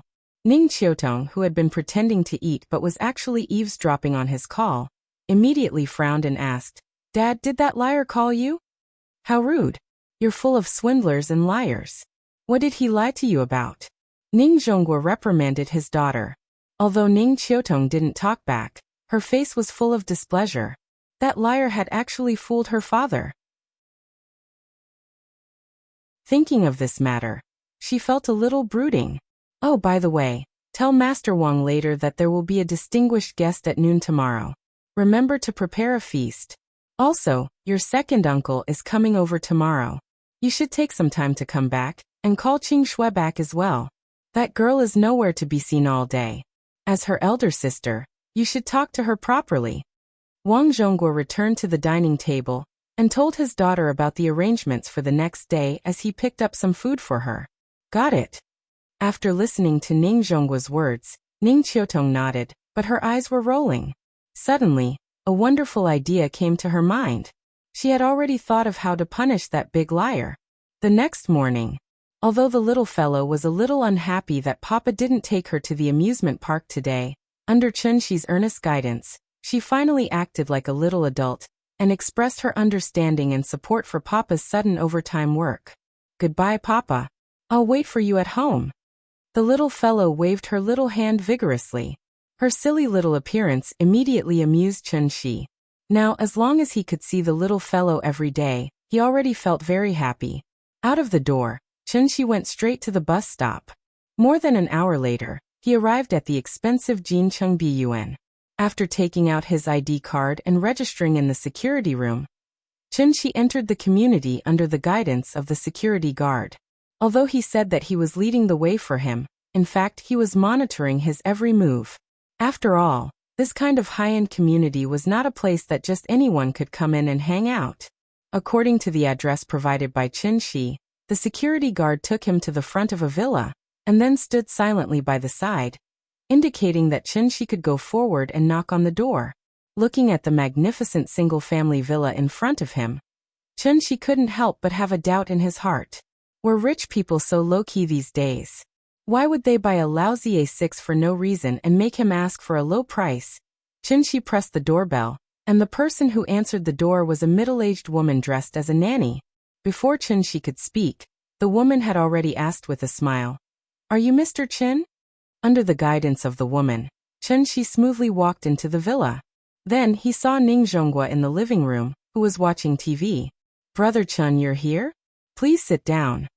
Ning Zhongguo didn't get up. He sat on the sofa and casually pointed to the seat next to him, indicating that Chunshi could sit anywhere he wanted. Although his words were very polite, Chunshi was not a 3-year-old child. Naturally, he could clearly feel the arrogance emanating from Ning Zhongguo's bones. In fact, it was because he didn't trust him. Perhaps he had never trusted him from the beginning to the end. The reason why Ning Zhongguo was willing to give him a chance was because he wanted to give him a chance as well. After all, this was a matter of life and death. Therefore, even if there was only a 1 in a million chance, Ning Zhongguo was willing to give it a try. The two of them exchanged a few simple pleasantries, and Chunshi was ready to take Ning Zhongguo's pulse to see if his condition had worsened. However, at this moment, the sound of high heels suddenly came from outside the villa. Chunshi looked back and saw Ning Qiutong leading a group of people in a line. Dad, let me introduce you. This is Professor Xie, the chief physician of the acupuncture teaching and research department in the School of Chinese Medicine. He is also a member of the Huaxia Special Effect Medical Research Society and the executive director of the Zhonghai Chinese Medicine Association. Professor Xie, this is my father Ning Zhonghua.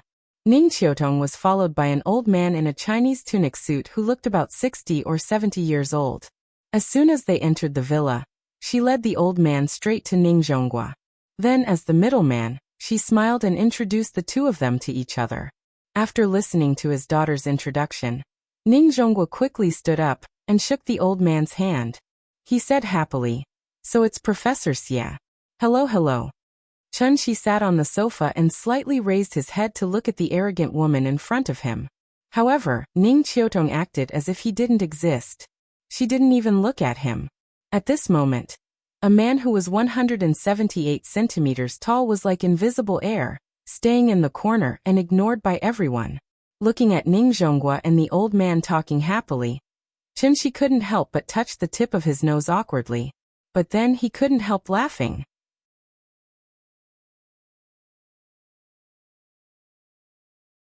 Chapter 13. Professor Xie was over 60 years old, so he was older than Ning Zhonghua by a generation. Ning Zhonghua did not dare to be arrogant in front of him, so he quickly got up and shook Professor Xie's hand. After the two exchanged some pleasantries, Ning Zhonghua invited Professor Xie to take a seat. Then Professor Xie noticed Chunshi on the side.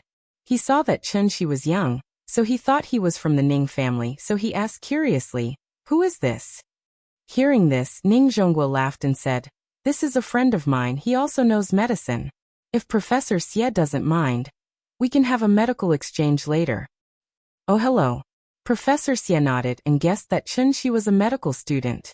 He knew that Chunshi was coming, so he waited here in advance. Professor Xie had seen this kind of situation many times, so he did not find it strange. Chunshi did not know what Professor Xie was thinking. When he saw Professor Xie nod at him, he bowed slightly in return out of courtesy. Then Ning Zhonghua looked at the two people who came with Ning Qiutong. Behind Ning Qiutong was a man and a woman. The man was about the same age as Ning Qiutong. He was Ning Zhongping, the second uncle of Ning Qiutong. After Ning Zhongping came in, other than chatting with Ning Zhonghua for a while, he did not say anything else. From his words and actions, it was not hard to guess his identity as a soldier. As for the woman at the back, she was younger, about 23 or 24 years old. She was very beautiful, and she looked very similar to Ning Qiutong. What was even more amazing was that she had a cold temperament, and she had a natural feeling, like a snow lotus blooming on top of a mountain. When she stood next to Ning Qiutong, the two formed a sharp contrast. One was as passionate as fire, and the other was as cold as snow. She was Ning Qiutong's younger sister, Ning Qingxue. Ning Zhonghua greeted his younger brother first, then looked at his second daughter who never came home and complained. "Qingxue, you're almost a rare guest. I'm afraid that your second uncle comes home more often than you." Hearing this, Ning Qingxue explained helplessly, "Dad, you know that I've been very busy recently. I can't just be a boss like my sister." "Yo, if you think it's easy to be a boss, why don't you give it a try? I'll exchange jobs with you. Do you dare?" Ning Qiutong laughed and joked with her sister, but what she got in response was Ning Qingxue rolling her eyes. Chunshi was originally sitting in the middle of the sofa, but as everyone took their seats one by one, he consciously sat on the other end of the sofa, keeping a certain distance from the others. This also made him look out of place with the others. Ning Qiutong had not looked at Chunshi since she entered the room, but she had been secretly observing Chunshi. She was waiting for this swindler to retreat. But she waited for a while, and even after Ning Zhonghua and Professor Xie had chatted for a while, Chunshi still had no intention of getting up and leaving. Thus Ning Qiutong was angry. Since this swindler was so daring, then don't blame her for not being polite. Thinking of this, Ning Qiutong leaned down and whispered a few words in Professor Xie's ear. After Professor Xie heard this, even with his high self-control, he could not help but change his expression at this moment. He then looked at Ning Qiutong and asked seriously, "Really?" Seeing Ning Qiutong nod with certainty, Professor Xie then turned his head and carefully looked at Chen Shi. He still could not believe what Ning Qiutong just said. Could it be that medical swindlers were so rampant now? For a big family like the Ning family, 100,000 yuan was just a drizzle to them. But if it were an ordinary person, wouldn't the life-saving money that they worked so hard to save be cheated away so easily? If they dared to cheat ordinary people of their life-saving money, what else would this group of crazy medical swindlers not dare to do? Killing people was just a tip of the head. But this kind of vile behavior was even worse than killing people with their own hands. No, I have to expose them. Thinking of this, Professor Xie's face could not help but darken. He turned to look at Ning Zhonghua and asked seriously, "I heard from Qiutong that Mr. Ning has been feeling a little unwell recently?" "Zai, it's an old illness. It's an illness that I left behind when I was young. I've always felt a little uncomfortable, but recently it's become a little more serious. Maybe it's because I'm old and my body can't take it anymore. Is it convenient for me to take your pulse?" "Sorry to trouble you." Ning Zhonghua nodded and said politely. Chen Shi's judgment was not wrong. Ning Zhonghua would not live past 50 years old, because he had suffered a very serious internal injury 5 years ago. After the injury, Ning Zhonghua had gone to many hospitals for checkups. He had seen both Chinese and Western medicine, and had taken countless chest CT scans. However, none of the hospitals could cure his internal injury. What was even more outrageous was that many hospitals could not even check if he was injured or not. This made Ning Zhonghua gradually feel disheartened, and he knew that he did not have long to live. Internal injuries were not diseases. Diseases could be cured, but injuries could only be nursed. As his physical condition deteriorated day by day, Ning Zhonghua could not even walk at the most serious time. Later on, Ning Zhonghua was introduced to a legendary reclusive expert, and from that expert, he asked for a magical medicine that was said to be able to defy the heavens and change one's fate. Ning Zhonghua did not believe in such mysterious legends at first, and only thought that the other party was a swindler. However, after taking the medicine, Ning Zhonghua suddenly realized that the medicine was really effective. Ning Zhonghua was ecstatic, thinking that he was finally saved. However, at this time, the reclusive expert regretfully told him that there was no medicine in this world that could save the dead. As for him, he was already half a dead man. Although the magical medicine could allow him to stand up and move like a normal person again, it could not cure his internal injury. In despair, Ning Zhonghua returned to Zhonghai and began to arrange his funeral. Ning Qiutong also took over his position at that time. He did not know how long he could live. Because he did not want his daughter to worry about him for no reason, Ning Zhonghua had not told her the truth. The reason he chose to believe Chen Shi that day was mainly because Chen Shi was right. He would not live past 50 years old. After all, without that magical medicine, he would have died at the age of 49 with regret. How could he have persisted to this day? At the same time, Ning Zhonghua did not believe Chen Shi. The reason was very simple. Because the reclusive expert had said that his injury could not be cured by anyone in this world. In addition, Chen Shi was just a young man who had no credibility, so Ning Zhonghua's rationality told him not to trust a villain. But in the end his life was his own. Even if there was only a 1 in a million chance, who would not want to live? Today when he saw Ning Qiutong and Professor Xie visit him, Ning Zhonghua was only slightly surprised. However, he quickly calmed down. Even though Professor Xie was a well-known medical professor in China, in his mind, he was still not as good as the reclusive expert who gave him the magical medicine. His daughter kindly invited the old professor to treat him. Naturally, he could not refuse his daughter and Professor Xie. However, this made the young man a little embarrassed. Thinking of this, Ning Zhonghua could not help but look at Chen Shi. What he did not expect was that the young man who was targeted by his daughter could still be calm in this situation. He sat steadily on the sofa as if everything around him had nothing to do with him. In terms of self-control, it was enough to make Ning Zhonghua look at him in a higher light. The hall was a little quiet. Everyone quietly waited for Professor Xie's diagnosis results. However, everyone waited for a while before Professor Xie finally withdrew his hand. He then frowned and said to himself, if the pulse is strong, the liver disease. Frivolous, the heart disease. Sharp sprinting, the lung disease. Chain beads, the kidney disease. Heavy and slow, the spleen disease.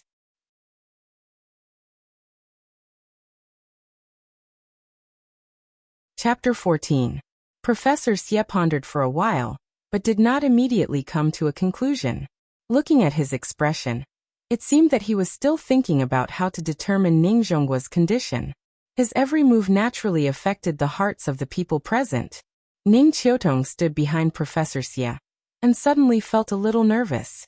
She had always believed that there was nothing wrong with her father's health, but when she saw Professor Xie's actions, she could not help but have some doubts. Could it be, did her father really have some kind of strange illness? Otherwise, why would a leading figure in the medical field take so long to determine whether a person was healthy? As time passed, the atmosphere in the hall became heavier and heavier. Professor Xie still did not speak. Everyone's hearts were getting higher and higher, and they were all worried about Ning Zhongguo. After waiting for a long time, Professor Xie finally spoke. If my inference is correct, Mr. Ning, your heart, liver, spleen, lungs, and kidneys are all damaged. As soon as these words came out, everyone was shocked. Ning Zhongguo was also slightly stunned. He had the most intuitive understanding of Professor Xie's medical skills.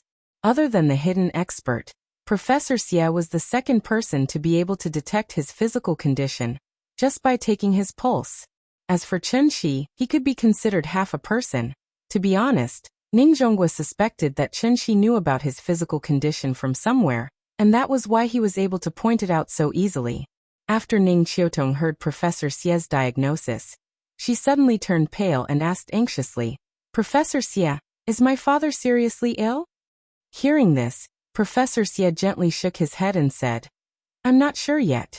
This is just my preliminary inference. If you want to understand the specific situation, I'll have to trouble Mr. Ning to come with me to the University of Chinese Medicine. My laboratory has the most advanced medical equipment. I can do a comprehensive examination for Mr. Ning, so that I can make an accurate judgment. Okay, then let's not delay. Shall we go now?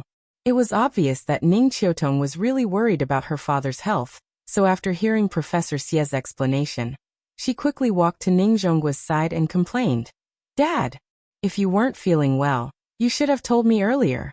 I would have gone with you for a checkup. Science is so advanced now. As long as you find the problem early, any illness can be cured. But you kept it from me. At this time, Ning Qingxue, who had been sitting next to them without saying anything, also stood up with a worried expression. She was ready to go with them to Professor Xie's laboratory to take a look. Ning Zhongping looked at the situation and felt that he might have come at the wrong time. The reason why he came here today was mainly to discuss a very important matter with Ning Qiutong. However, he did not expect that the medical professor brought by Ning Qiutong would find out that there was a problem with Ning Zhongguo's body at this time. So he could only temporarily hide this matter in his heart. It was better to wait until Big Brother recovered before telling him. Ning Zhongping thought to himself as he looked at Ning Zhongguo on the sofa. The family looked at Ning Zhongguo anxiously, hoping that he would follow Professor Xie to the medical school for a checkup. However, when Ning Zhongguo saw their anxious looks, he comforted them with a few words and said with a smile, It's okay. It's an old problem. Don't worry. It's rare for a distinguished guest to visit. I've already instructed the kitchen to prepare a feast yesterday. It won't be too late to go after lunch. Dad, it's not even lunchtime yet. What's there to eat? Ning Qiutong was an impatient person. When she saw that Ning Zhongguo did not panic at all, it immediately made her angry. She reached out to pull Ning Zhongguo up from the sofa. That's enough. Look at yourself. How improper. Ning Zhongguo slapped his daughter's hand away and signaled for her to pay attention to her image. Then he said to Professor Xie, Then how about this? Sir, please wait for a moment. I'll change into a jacket and go out. After the checkup, I'll set up a banquet to treat you well. Okay. Professor Xie nodded with a smile. Ning Zhongguo got up and walked to the second floor. At this time, Ning Qiutong looked at Chen Shi. Seeing that Chen Shi was still sitting there calmly, She could not help but feel a little angry. Therefore, she directly yelled at Chenxi. How long are you going to sit here, you liar? Do you want me to personally send you out? Ning Qiutong crossed her arms in front of her chest and slightly straightened her chin. She looked like a proud queen who was examining a criminal in front of her. The reason why she invited Professor Xie over today was mainly to expose this liar's lies. However, she never expected that after Professor Xie's checkup, she would find out that Ning Zhonghua was really sick. It was all because of this jinx. However, it was all thanks to this liar. Otherwise, she would not have found out about her father's illness. Once a person was old and sick, it could not be delayed for too long. She would just take it that he was lucky. Therefore, after much consideration, Ning Qiutong decided not to pursue the matter. However, at this time, Chenxi suddenly chuckled. He seemed to be disdainful of her words. Seeing this, Ning Qiutong could not help but be furious. She shouted, Why aren't you getting out of here? Do you really think that I can't do anything to a liar like you? Believe it or not, I can send you to prison with one phone call, and let you out after 8 to 10 years. The smile on Chenxi's face disappeared. He looked at Ning Qiutong and asked calmly, You keep saying that I'm a liar. Then tell me, what did I cheat you of? What? Do you think you're in the right? You cheated my father of $10,000 the day before yesterday. Have you forgotten already? $10,000? Chenxi shook his head and chuckled. How much do you think the herbs I bought that day cost? At this time, Ning Zhonghua, who had just walked up the stairs, looked back at the two people who were arguing in the living room. He stopped Ning Qiutong. Qiutong, don't talk nonsense. This young man has good intentions. I've already asked someone to check those herbs. After taking them, they really do help relieve pain. Hearing this, Ning Qiutong stomped her foot and said anxiously, Dad, I don't care about the money. I just can't stand this liar's arrogance. I specially invited Professor Xie over today to make this liar back off. But look at him. He's still like a dead pig that isn't afraid of boiling water. As she spoke, Ning Qiutong turned around and stared at Chenxi. Even Professor Xie couldn't easily determine my father's condition. You just took his pulse and said that my father won't live past 50 years old? And you keep saying that you can cure him? Do you really think that you're a miracle doctor? I can cure him, Chenxi said calmly. Get out of here. Seeing that Chenxi didn't repent again and again, Ning Qiutong was so angry that her face turned red. Perhaps she realized that she had lost her composure. So Ning Qiutong took a deep breath and controlled her emotions. Then she pointed at the door of the villa and looked at Chenxi coldly. I don't want to say it again. Are you going to get out or not? Hearing this, a cold light flashed in Chenxi's eyes. He was slightly angry. He stood up and stood proudly in the living room. He looked at Ning Qiutong and said coldly, The reason why I'm willing to save your father is that I really need money recently. But you have to understand that I didn't make a profit by charging you $100,000. It's you who made a profit. If the King of Hell wants you to die at midnight, I can keep you alive until dawn.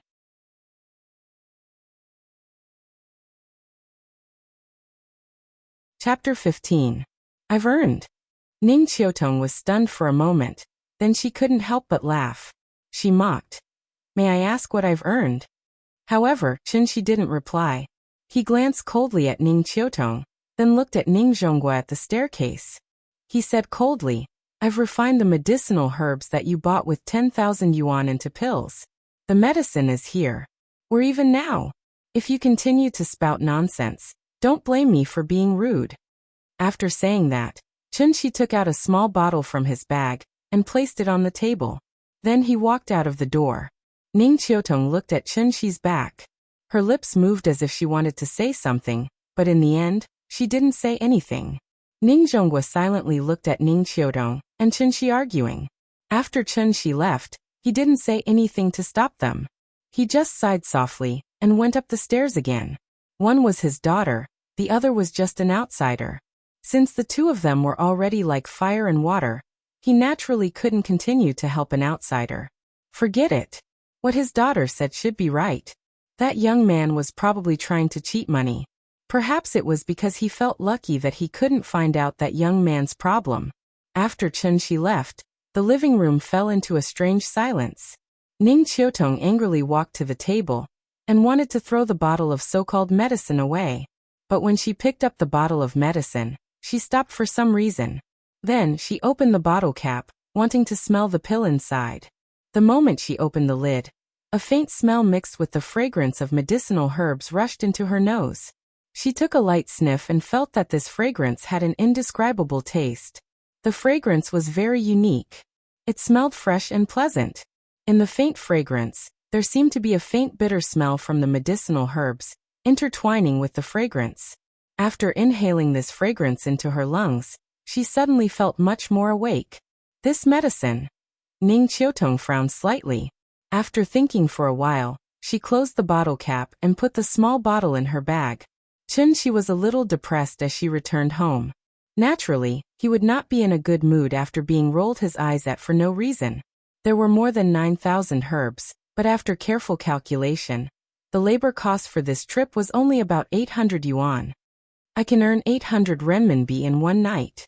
If that's the case, I'm one of the high-income people in Zhonghai. Chunxi laughed at himself and knocked on the door.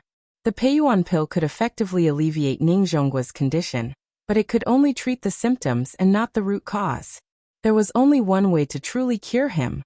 With the help of the Peiyuan pill, Chunxi would use the immortal's Dharma access to massage Ning Zhongguo's qi to fully exert the medicinal effect, eliminating the old illness in Ning Zhongguo's body from the root. However, in the current situation, even if Ning Zhongguo took out 1 million or 10 million, Chunxi wouldn't treat him anymore. Did they really think that a single copper coin could stump a hero? Thinking of this, Chunxi couldn't help but sneer. Let's wait and see. Papa is back. Now as long as Chunxi went out of the door, the little girl would always pay attention to the situation outside the door. Therefore, even if Chunxi only knocked on the door very gently, she could accurately hear the sound coming from the door in the noisy animation music. The little girl excitedly jumped off the sofa and ran barefoot to the door. Chunxi looked at the little head that poked out from the crack of the door, and the dark clouds that hovered in his heart suddenly dissipated a lot. He opened the door, leaned over and picked up his daughter. Then he scratched the tip of her little nose and asked with a smile, "Nian Nian, do you miss Papa?" "Yes." The little girl smiled sweetly. "Good girl. Papa is going home, let's go." Carrying his daughter to the sofa, Chunxi played with the little girl for a while, then came to the kitchen and handed the last Peiyuan pill to Aunt Zhang. "Aunt Zhang, this is the latest Chinese medicine pill developed by our company, made entirely of Chinese medicine, without any chemicals. It is said that it can effectively prevent diseases, enhance the human body's immunity, and help the elderly. I specially brought one back for you, take it quickly. Is it really so good?" Aunt Zhang took the small bottle with a smile, opened the bottle cap and smelled it, then asked with a smile, "I have never seen this kind of Chinese medicine supplement before. Do you want to eat it directly or drink it with water?" "Take it orally, take it quickly. I have also eaten this thing. The feeling is similar to dry chewing powder, and it is not too bitter," Chunxi said, pretending to be very casual. Seeing that Chunxi repeatedly urged her, Aunt Zhang did not doubt him, poured out the pill, and swallowed it directly. After swallowing the pill, Aunt Zhang only felt a clear stream flowing from her neck to her stomach. It felt like eating a mint candy, which was very comfortable, and she could even rely on the clear stream to clearly feel the flow of the pill. Oh, this medicine is very good. After taking the pill, Aunt Zhang closed her eyes and felt it for a while. When she opened her eyes again, she felt that everything in front of her was much clearer. Aunt Zhang blinked hard, and felt that the scene in her vision was much clearer. The presbyopia that had troubled her for many years was suddenly cured. God. This is a god of medicine. Xiaochen, where did you get this medicine? It must be very expensive, right? Come, I will give you the money. Aunt Zhang pulled Chunxi into her bedroom, ready to pay Chunxi for the medicine. Seeing this, Chunxi hurriedly waved his hand and explained, "Aunt Zhang, this medicine is free. It is a free benefit that our company gives to our employees. This medicine is not on the market yet, so you can't buy it outside." Speaking of this, Chunxi couldn't help but hold Aunt Zhang's hand and said sincerely, All these years, thank you for being around. I don't even know how to repay the kindness that our family owes you. You want to give me money for such a small matter. Aren't you treating me as an outsider? I am your junior, so naturally, I should give you something good to show my filial piety. However, Aunt Zhang didn't agree, and kept pulling Chen Shi to give him money. She wasn't stupid. This pill with an immediate effect was definitely not simple, so no matter what, she wasn't willing to take Chen Shi's medicine for free. And of course, Chen Shi couldn't take Aunt Zhang's money. He already owed Auntie Zhang too much. How could a single pill be enough to pay it all off? The two of them argued for a while and finally Chen Shi convinced Aunt Zhang. Aunt Zhang didn't mention the money anymore. So she kept praising Chen Shi for being sensible and finally taking responsibility like a man. Hearing this, Chen Shi gave Auntie Zhang a hand and started chatting with her with a smile. Traditional Chinese Medicine University. Professor Xie looked at the brand new examination report in his hand and couldn't help but frown. Professor Xie, how is it? Is my father okay? Ning Qiutong stood next to him and asked worriedly. Hearing this, Professor Xie let out a deep sigh and said, my guess was right. Mr. Ning's 5 internal organs are all damaged. Ning Qiutong was shocked, and her face couldn't help but turn pale. Professor Xie looked at her expression and couldn't help but shake his head. However, Ning Qiutong took a deep breath and continued to ask, what else? Seeing this, Professor Xie could only shake his head slightly and fulfill his responsibility as a doctor. He explained in detail, Mr. Ning's heart, liver, spleen, lungs, and kidneys are all bleeding. Among them, the lung injury is the most serious. Part of the left lung has necrosis and must be removed in time. In addition, because of the damage to the 5 internal organs, the black water produced by the wound rotting has accumulated to a certain extent. We must find a way to clean it up, reduce the inflammation, and carry out systematic treatment.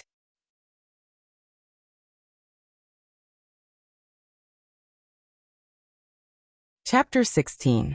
After listening to Professor Xie's explanation, Ning Qiutong froze on the spot.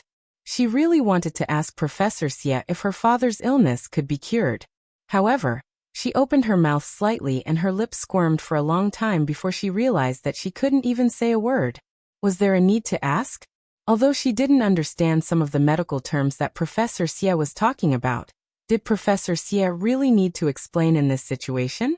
Ning Qiutong stood in the same place. 2 lines of tears suddenly slid down her pale face. In an instant, she felt as if she had returned to her childhood. Their mother had passed away very early, and their father had raised the 2 of them up painstakingly. Later on, the family's conditions became better and better. However, her father was often not home because of work. The 2 of them were left alone in the cold and empty house. Therefore, after they grew up, Ning Qiutong had to go home every night no matter how busy she was at work. This was because she didn't want her father to experience that feeling of loneliness. Because of her family, Ning Qiutong became a strong woman when she grew up. This also gradually made her understand the importance of family. Her father was very dignified and always meant what he said. However, sometimes he would follow her little temper and let her do whatever she wanted. Gradually, Ning Qiutong also grew up. Although she hadn't married yet and became a glorious mother, she also began to truly understand how her father treated her and her sister. It was the most difficult fetters that originated from the depths of their blood. Suddenly, Ning Qiutong seemed to have thought of something. She took a deep breath and tried to calm herself down. She gently wiped away the tears on her face with her hand. She adjusted her expression and looked at Professor Xie seriously as she asked, Professor Xie, when can we start the treatment? Of course, the sooner the better. I'll call the hospital right away and ask them to arrange an intensive care unit. Professor Xie thought for a moment before he continued. However, I suggest that Ms. Ning go and talk to Mr. Ning about it first.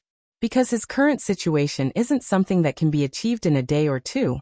I suspect that Mr. Ning might have known about his illness a long time ago.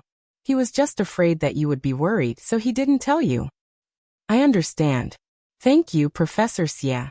Ning Qiutong nodded silently, then turned to look outside the door. She guessed that her father was still there comforting Qing Shui not to worry. Suddenly, he flipped the ink on the table and smeared the poetry book like an old crow.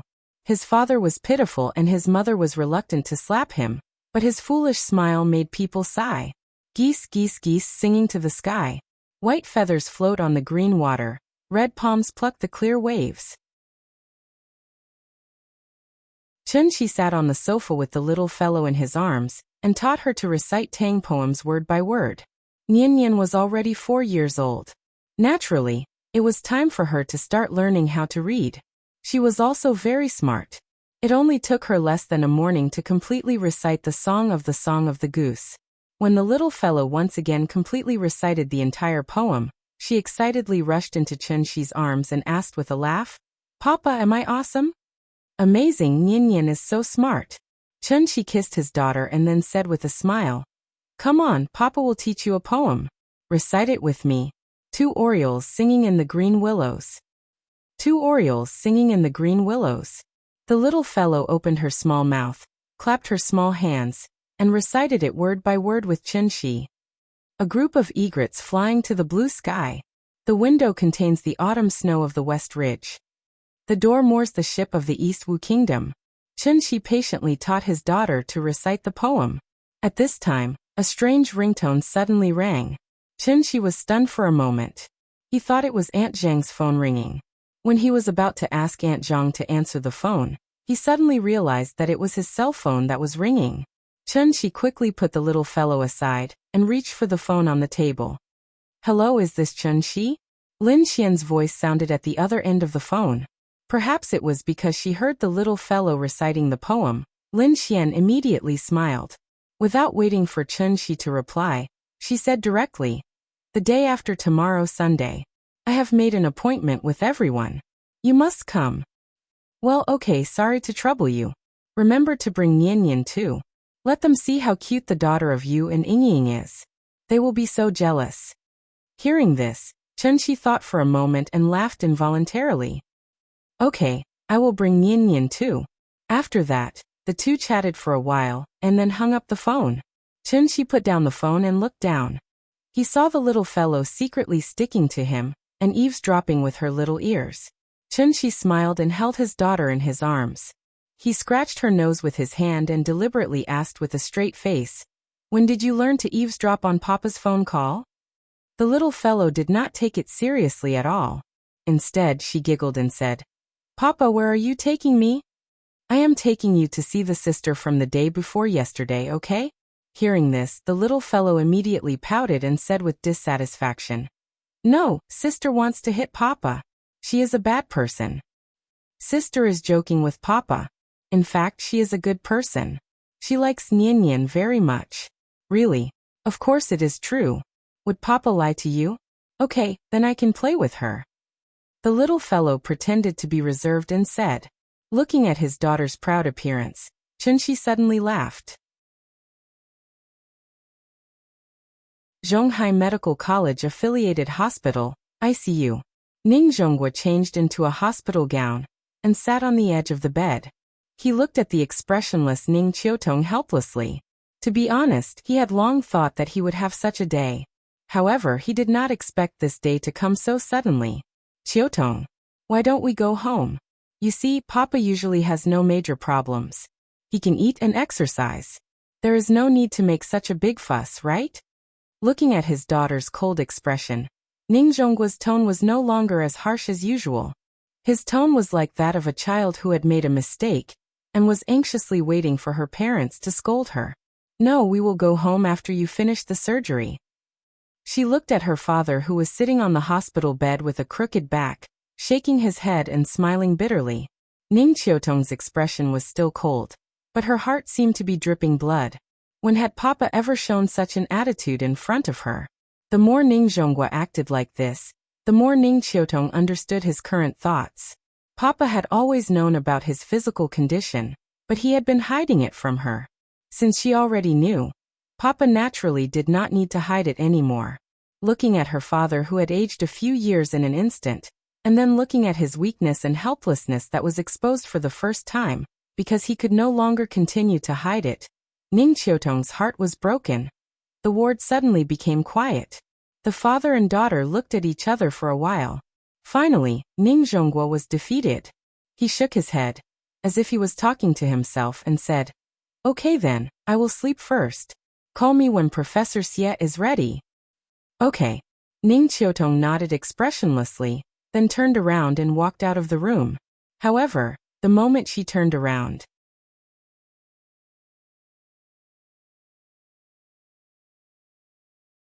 Chapter 17. Outside the room.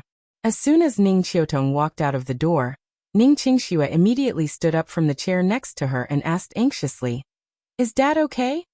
As she spoke, she wanted to go in and check, but Ning Qiutong suddenly reached out and stopped her.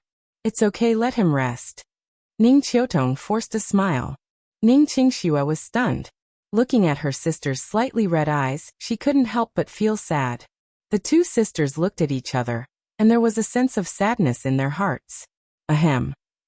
Ning Zhongping coughed softly and comforted them.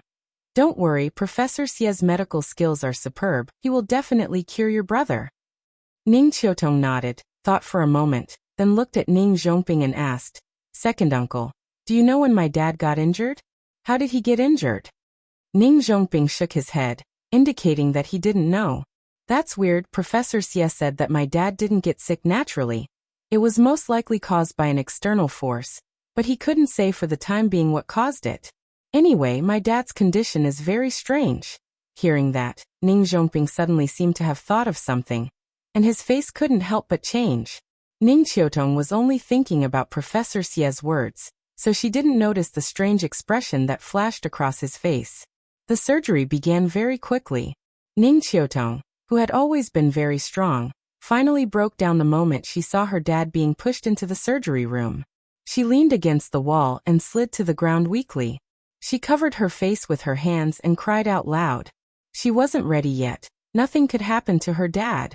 Perhaps it was because Ning Qiutong's emotions. Ning Qiutong, who was always cold and didn't seem to have any emotional fluctuations, was now crying and squatting down with Ning Qiutong in her arms. Ning Zhongping sat on the chair silently, watching the two sisters crying on the ground. He wasn't good with words, and now he didn't know how to comfort them. Unknowingly, he had already clenched his fists.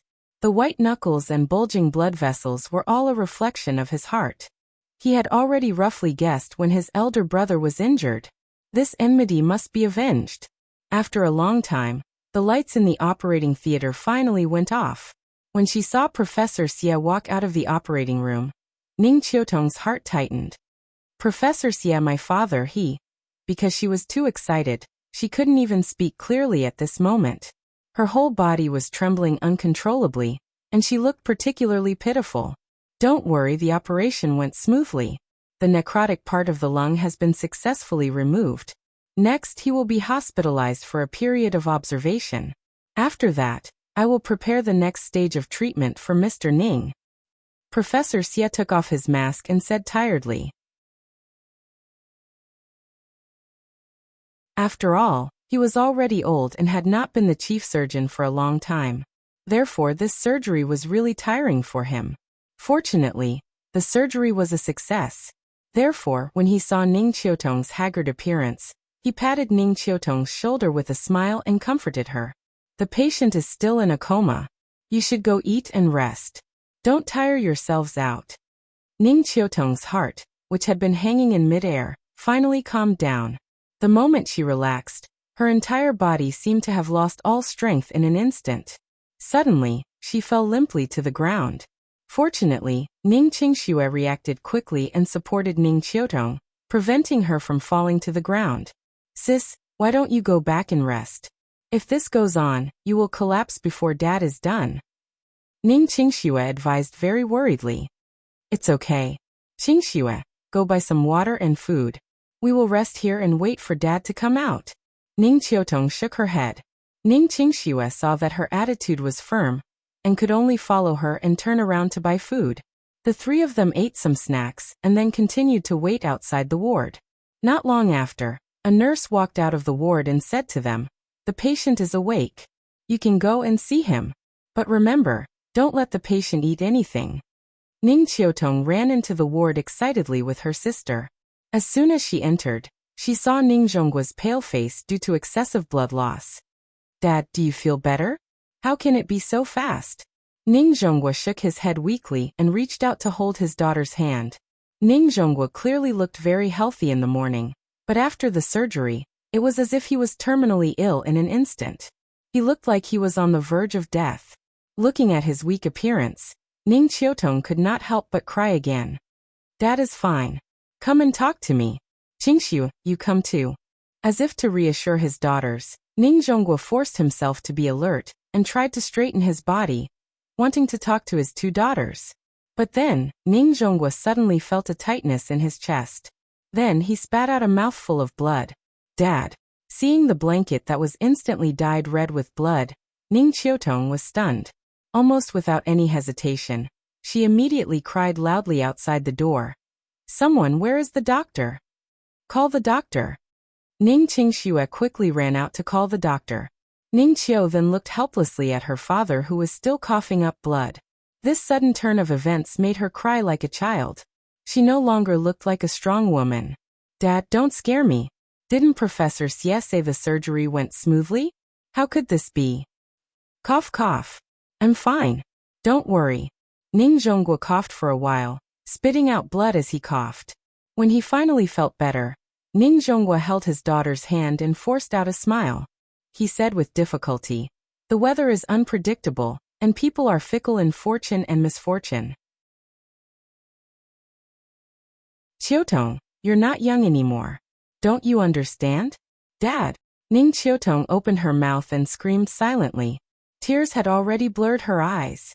Her father, who was so close to her, slowly blurred his figure in her eyes. Ning Qiutong could not see his face clearly. It's okay. Dad has lived for 3 more years. I'm satisfied. At this point, Ning Zhonggua's tone became more and more stable. His words became clearer and clearer. He seemed to be much better. But in Ning Qiutong's eyes, this was a sign of terminal lucidity. She cried and shook her head. She shouted with a hoarse voice, Dad, don't say any more. Rest well. Professor Xie will be here soon. He will definitely cure you. It's no use. Professor Xie is not a god. I know my illness very well. Ning Zhonghua shook his head lightly. He reached out to wipe the tears on his daughter's face, but he realized that there was no end to it. Do you know why Dad has lived for 3 more years? It's because Dad met a god 3 years ago. Ning Qiutong looked at her father blankly and listened to him ramble on. For a moment, other than crying, she did not know what she should do. The old god gave me a pill called the life-continuing pill. It's amazing. After I ate it, Dad's illness was cured. That's why I can stay with you for 3 more years. I've lived for 3 more years for no reason. I'm content. Qiutong, you have to learn to be content too. Do you understand? Ning Qiutong did not speak. Ning Zhonghua wiped her tears again and continued. In the future, when Dad is no longer around, you have to take good care of your sister. I know you're proud and look down on ordinary men, so I've never urged you to get married. But you're not young anymore. I won't be able to hold a grandson in my lifetime. You have to let me see you when you're buried in the ground, right? Be careful that Dad doesn't bother you in your dreams every day. At a time like this, Ning Zhonghua was still in the mood to joke. He even chuckled to himself. Ning Qiutong stared at her father blankly. Suddenly, she stood up from the chair as if she had been electrocuted. Then she picked up her satchel and poured out everything in it. Then, she fell to the ground like a madwoman and threw out her things one by one. At this moment, Ning Qiutong looked like she was possessed. She kept muttering, pill, pill. Finally, she found it.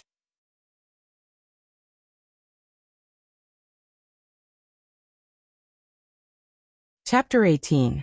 Ning Qiutong trembled as she picked up the small bottle. It was a very ordinary plastic bottle, just like the plastic bottle used to store medicine in a typical household. Pills. Ning Qiutong's hands trembled a little, but she couldn't control herself.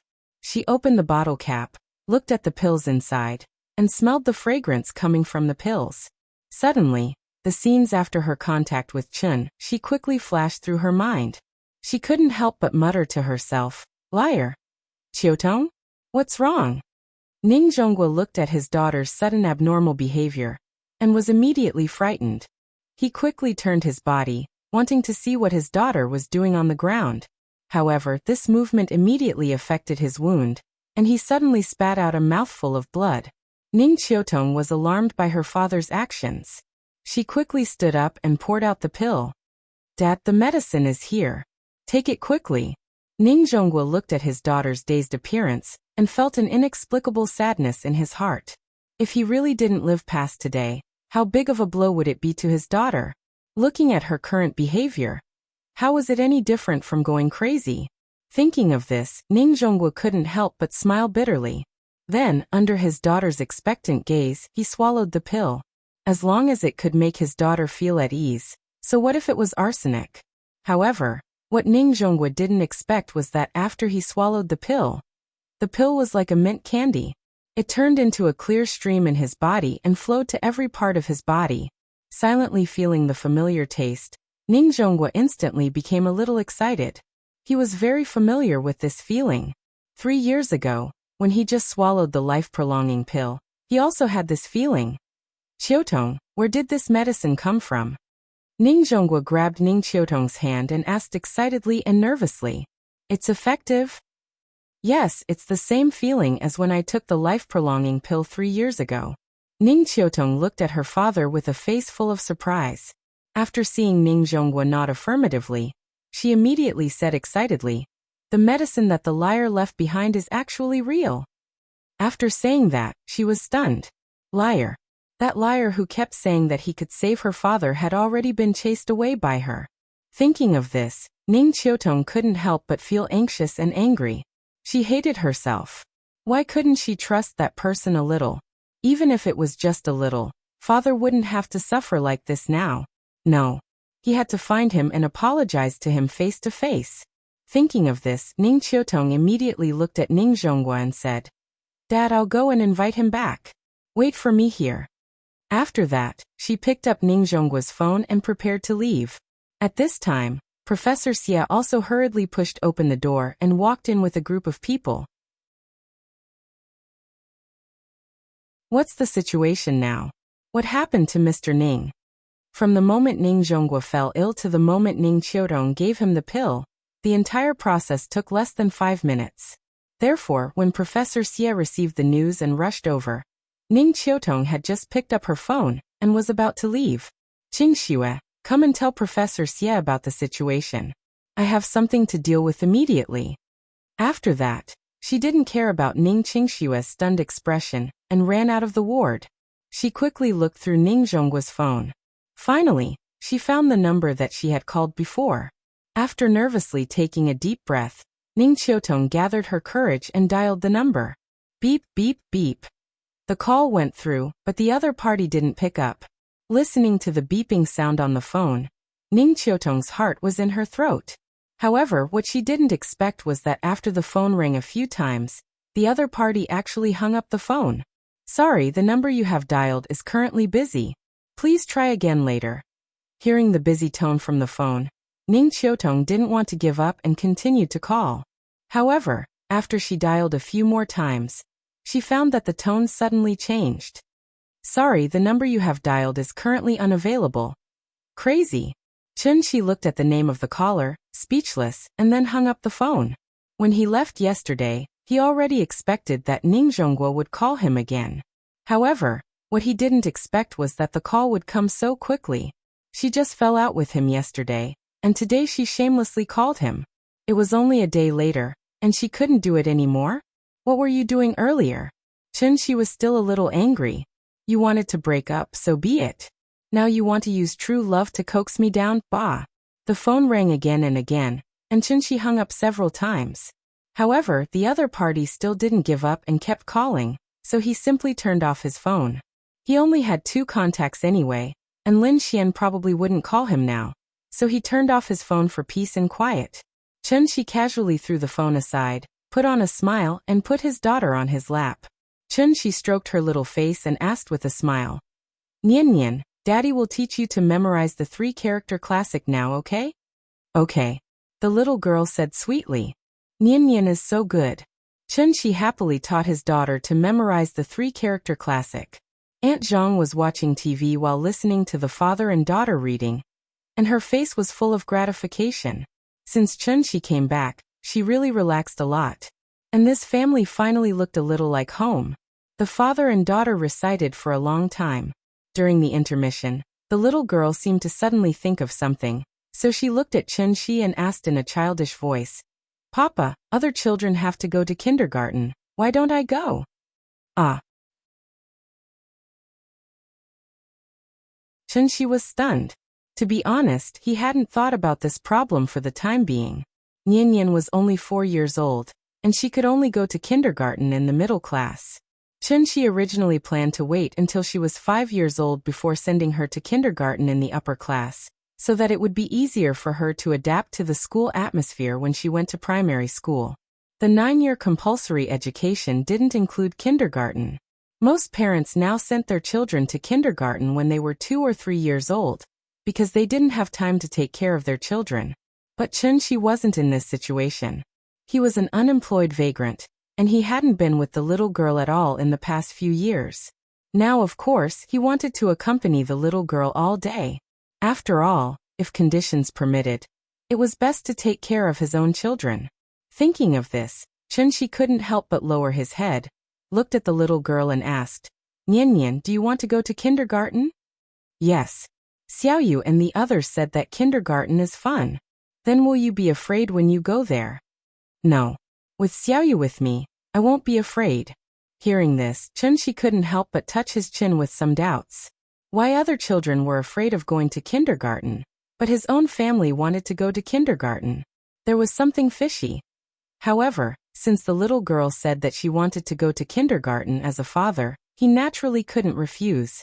So Chunshi touched the little girl's head and said with a smile, "Well, Papa will send you to kindergarten in a few days, okay?" "Okay. Papa is the best." After that, the little girl kissed Chunshi, which immediately made Chunshi laugh. However, as he smiled, his smile turned into a bitter smile. Kindergarten tuition was not cheap now.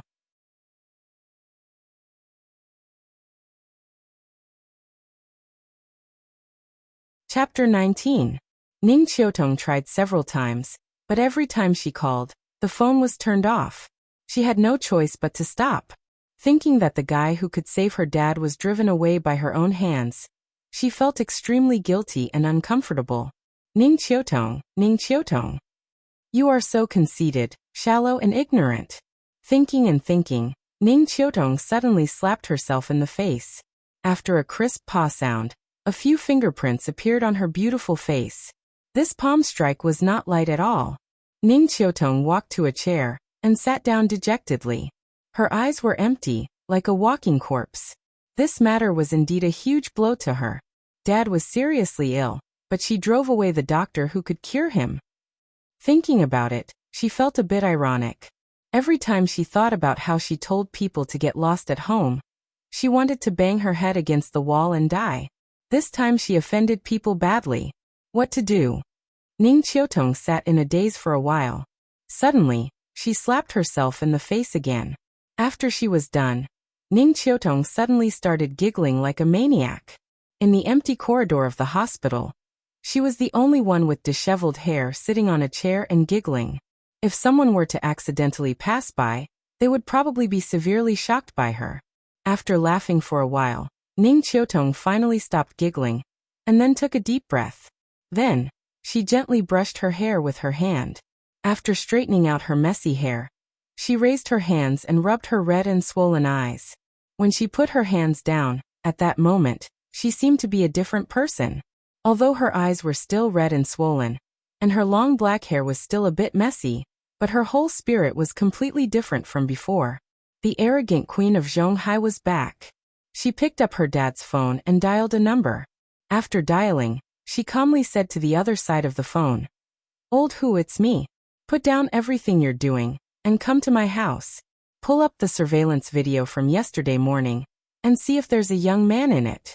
I want you to help me find all the information about him within 3 days. Can you do it?" After that, Ning Qiutong quietly waited for a reply from the other end of the phone. After hearing the other party's response, she continued, "I don't care what methods you use, but I want to find this person within 3 days. Zhonghai is not a big city. I hope you can give me some good news." With that, She hung up the phone and walked toward Ning Zhonggua's ward. In the ward, Professor Xie was still carefully asking about Ning Zhonggua's current situation. Ning Qiutong glanced at Ning Zhonggua and found that his complexion was much better. It seemed that the pill really had an effect. Then she picked up the things on the ground one by one as if there was no one around. Ning Qingxue noticed her sister's strange behavior and squatted down to help her pick it up. At the same time, she asked with concern, "Sis, are you okay?" "I'm fine, don't worry." Ning Qiutong smiled and took the things her sister handed over. Then she looked at her and said, "I'm going out later. You can take care of Dad, is that okay?" "No problem, I've already asked for leave from my boss." "Then I'm relieved." Ning Qiutong put the things one by one into her bag, then stood up and patted her sister's shoulder. "I'm leaving. Call me if you need anything." "Okay." Ning Qiutong turned and left the room again. Ning Qingxue stood there and looked at her sister's back thoughtfully. She felt that something was different about her sister. Kongju Community. Chen-Shi carried Nian to the door. Then, as if he suddenly remembered something, he turned around and shouted into the house. "Auntie Zhang, we're going out. We'll have dinner outside. Don't leave any food for us." "Okay, go. Come back early." After hearing Auntie Zhang's response, Chen-Shi carried Nian out of the house. Lin Xian set the location of the party at the famous Sally restaurant in Zhonghai City. Sally restaurant was one of the few one-star Michelin restaurants in Zhonghai. It was located on the top floor of the Xingchen Hotel. The per capita consumption was not low. After Chen-Shi received the address text, his first reaction was to call Lin Xian. He told her frankly that he was short of money recently and couldn't treat them to such a luxurious restaurant party.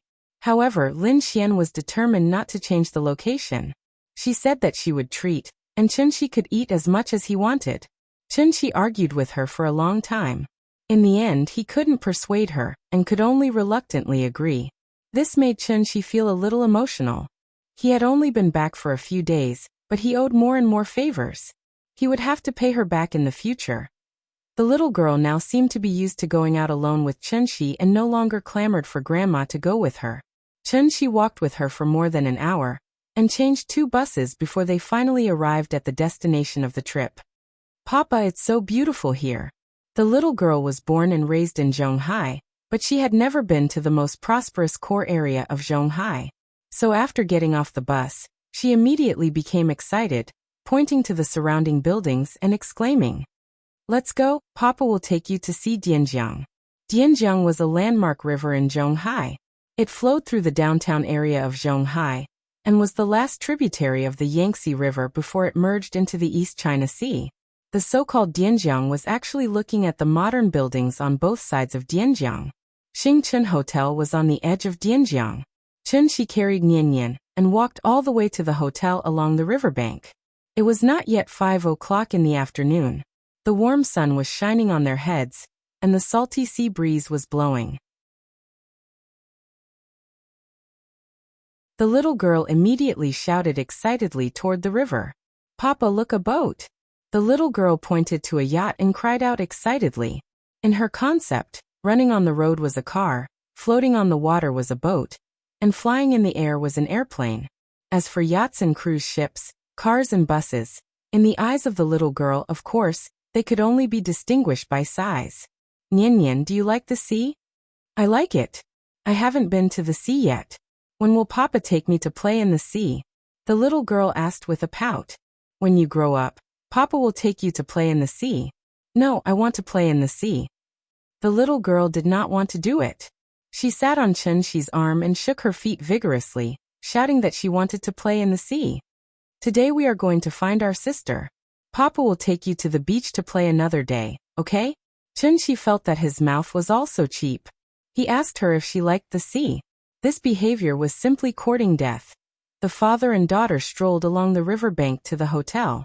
At this time, Chen-Shi's phone just happened to ring.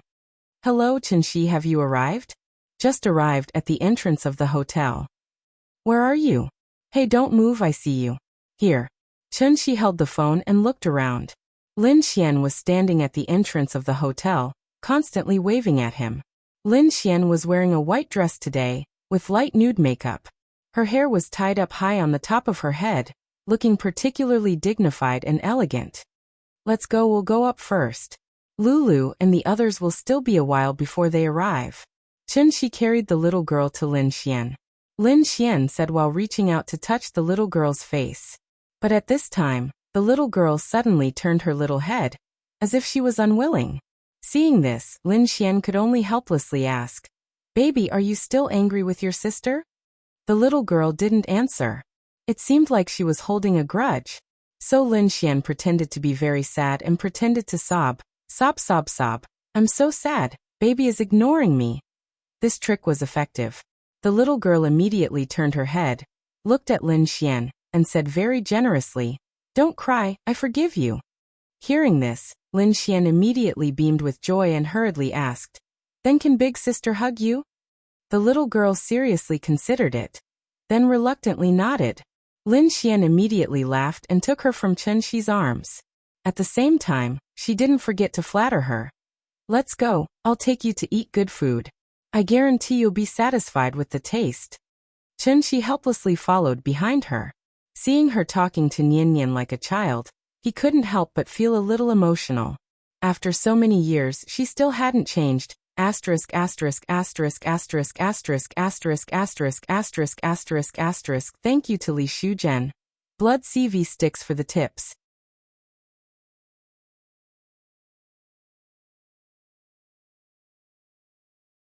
Chapter 20. After entering the door, Lin Xian took the father and daughter straight to the restaurant. Because they had just strolled around Dianjiang, it was almost time for dinner. Chen-shi really wasn't familiar with this kind of legendary high-end restaurant. Because he had never been here. It was not that he couldn't afford it, but because he and Yingying had similar views. Both of them felt that they should work harder while they were young, and not easily extravagant and wasteful in order to enjoy. After all, they really didn't have much capital. So whenever Chen-shi got his salary, Yingying would deduct a large part of it, saying that it was to save money to buy a house. It was precisely because of this that Chen-shi had never taken Yingying to any high-end place for a long time. He wanted to create some romance for Yingying, but unfortunately, the housekeeper was too strict. Without a small treasury, he could only sigh. In the end, this also became a little regret in Chen-shi's heart. Lin Xian was very familiar with this kind of place. Perhaps she also saw Chen-shi's unfamiliarity, so she came up with a set of tasting menu and very considerately ordered good dishes for Chen-shi. However, the little fellow didn't care so much. She sat next to Lin Xian. When she saw Lin Xian holding the menu and ordering, she also stretched out her small hand and kept pointing on the menu. "This, I want this, and this." People who didn't know would think that she really knew French food, but in fact, the little fellow didn't even know a few Chinese characters. This menu didn't have pictures, so she was just playing around. He didn't know where she learned this action. After ordering, Lin Xian teased the little fellow and asked casually, "What are you going to do now?" "What?" Chen-shi didn't understand the meaning of Lin Xian's words. "Didn't you just come back from abroad? Have you found a job? Or, do you want to start your own small business?" Everyone was not young people who had just left school. Lin Xian had been in society for so many years, and she had already developed a pair of discerning eyes. With a casual glance, she could naturally see Chen-shi's current value. Looking at the little fellow again, although the little fellow was very beautiful and cute, her clothes were not valuable. It was very much like the street stalls in the urban-rural fringe. Chen-shi was not a worldly person, so even if he dressed casually, Lin Xian didn't find it strange. But as the saying goes, a son should be raised poor, a daughter should be raised rich. If there were conditions, a father would obviously not treat his daughter badly, so there was only one conclusion. Chen-shi's current situation wasn't very good. "I haven't found one yet. But look at my current situation. Working from 9 to 5 every day is obviously not suitable. Then, why don't I lend you some money for you to start a small business? Open a coffee shop, a convenience store, or something like that." "Not for now, let's talk about it later. If I haven't found a suitable thing to do by then, I'll really have to trouble you." "Hey, don't be so polite about such a small matter." Lin Xian waved her hand very generously. and then changed the topic to the little fellow without leaving a trace. As a smart person, she stopped talking when it came to the point. Although she didn't know what Chen Shi had experienced in the past few years, Lin Xian still believed that an outstanding man could stand up very quickly even if he fell countless times. The two of them waited for a while, and suddenly, a waiter led a group of people to their table. Xian, long time no see. I missed you so much. The person who spoke was a gorgeously dressed woman wearing branded clothes. After this woman saw Lin Xian, she immediately walked up excitedly and hugged Lin Xian from behind. She was Ying and Lin Xian's roommate in university, Wang Lu. Although Wang Lu was somewhat materialistic, she was still quite a good person, so Lin Xian had never stopped contacting her. The tall beauty with a pair of particularly eye-catching long legs and a short skirt next to her was their last roommate, Fang Lei.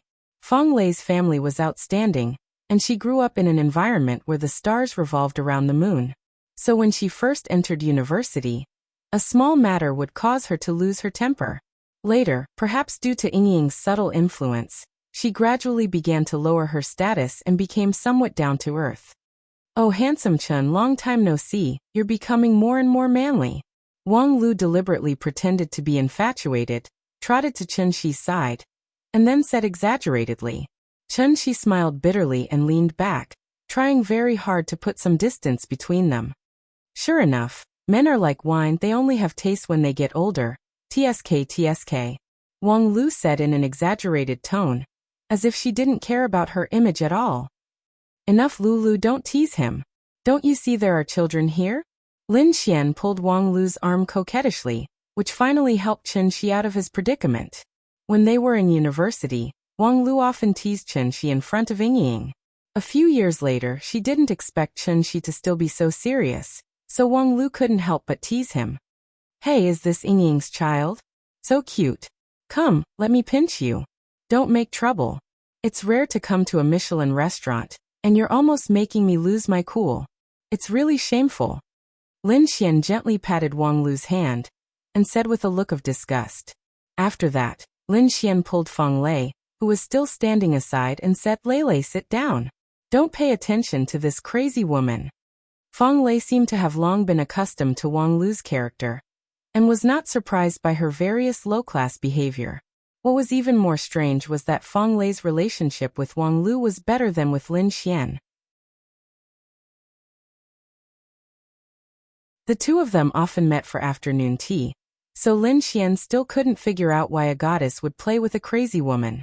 After Fang Lei sat down, Lin Xian held the little girl, and was ready to introduce her two sisters to her. But at this time, Wang Lu suddenly patted Lin Xian's hand, and motioned her to look back. Lin Xian looked back and saw a man standing not far behind.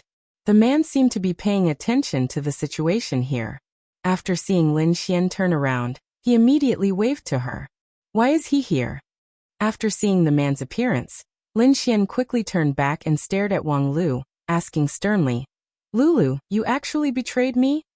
Ba, what do you mean betrayed you? It's so unpleasant to hear. Hearing this, Wang Lu waved her hand and quickly explained. You know my husband, he's not very capable. See, he's working in his company now. When you called me that day, my husband happened to hear it, so he went to report it. Let me make it clear first, this really has nothing to do with me. You still dare to say it has nothing to do with you? I don't believe your husband can hear the time and address I gave you. Lin Xian glared at Wang Lu a little angrily, obviously very dissatisfied with her poor excuse. Aya, Xian, you're not young anymore. You're almost 30, but you still haven't had a boyfriend. No one would believe you. Li Xiuwen has been chasing you for 5 or 6 years, right? He's so good, has his own company, has family connections and money, and is deeply in love with you. Seriously, think about it carefully. If you like him so much, why don't you go back and divorce your husband now? And I'll matchmake the two of you. Lin Xian's words left Wang Lu speechless. Thus, Wang Lu could only wave in Li Xiuwen's direction, indicating that they should find a seat. She kept trying to please Lin Xian, trying to calm Lin Xian down. Chen Shi silently looked at the few old classmates who were sitting there. In a trance, he seemed to have returned to the lush green campus. That year, the spring breeze was bright and beautiful. That year, the years were peaceful. that year, with a beauty by his side.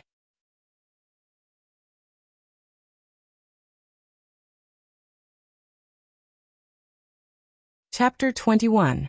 Everyone had their own life trajectory, but all in all, most people were still ordinary and ordinary. Lin Xian was not from Zhonghai.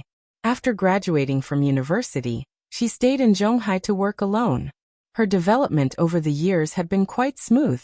Before the age of 30, she had become the HRD of a well-known multinational company. In Zhonghai, this international first-tier city, she could be considered a successful person. Wang Lu got married and became a housewife. But she had always been a money worshipper. But her husband was not a rich second generation, nor was he rich at all. Her husband was a senior who had been pursuing her in university. After graduation, he was neither high nor low, but now he was a middle-level manager in the senior's company. In Wang Lu's own words, she had been blind to agree to his proposal back then.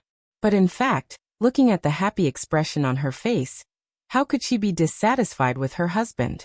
Feng Lei worked in her own company, and in a few years she should take over everything in the company. Her fiancé was a top student who studied abroad with the same social status as her. The two were quite satisfied with each other. Once they got married, her life could be considered complete. Only Chunxi, his development was beyond everyone's expectations. Chunxi was originally a top student in computer science, and at that time, the domestic internet environment was not as fertile as it was now. It could be said that it was a blue sea that had not yet been fully developed. If he followed the original route, after Chunxi graduated, he would naturally be an honest programmer in an internet company. After 3 to 5 years, he would have accumulated enough connections and experience. Perhaps he would be able to catch up with the internet craze and become a pig standing in the wind. Standing in the wind, even a pig could fly. Heroes are created by the times.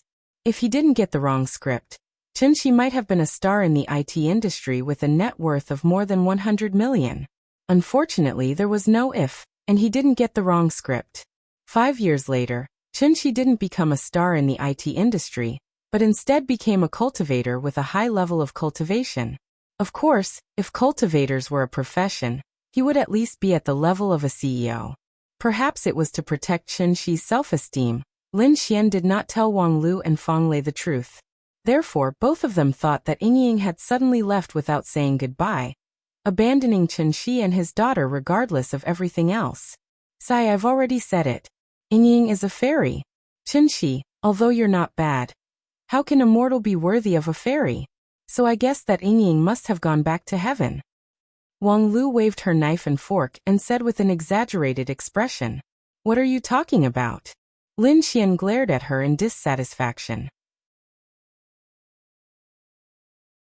At this time, Feng Lei also shook her head and said, "Yingying isn't that kind of person. I guess she must have something to do at home, so she left temporarily. But it does seem like she has been gone for a little too long. Nonsense, the child is already so big." Wang Lu rolled her eyes at Feng Lei, then cut a small piece of mutton and fed it to the little girl. Recently, she was also considering whether to have a baby.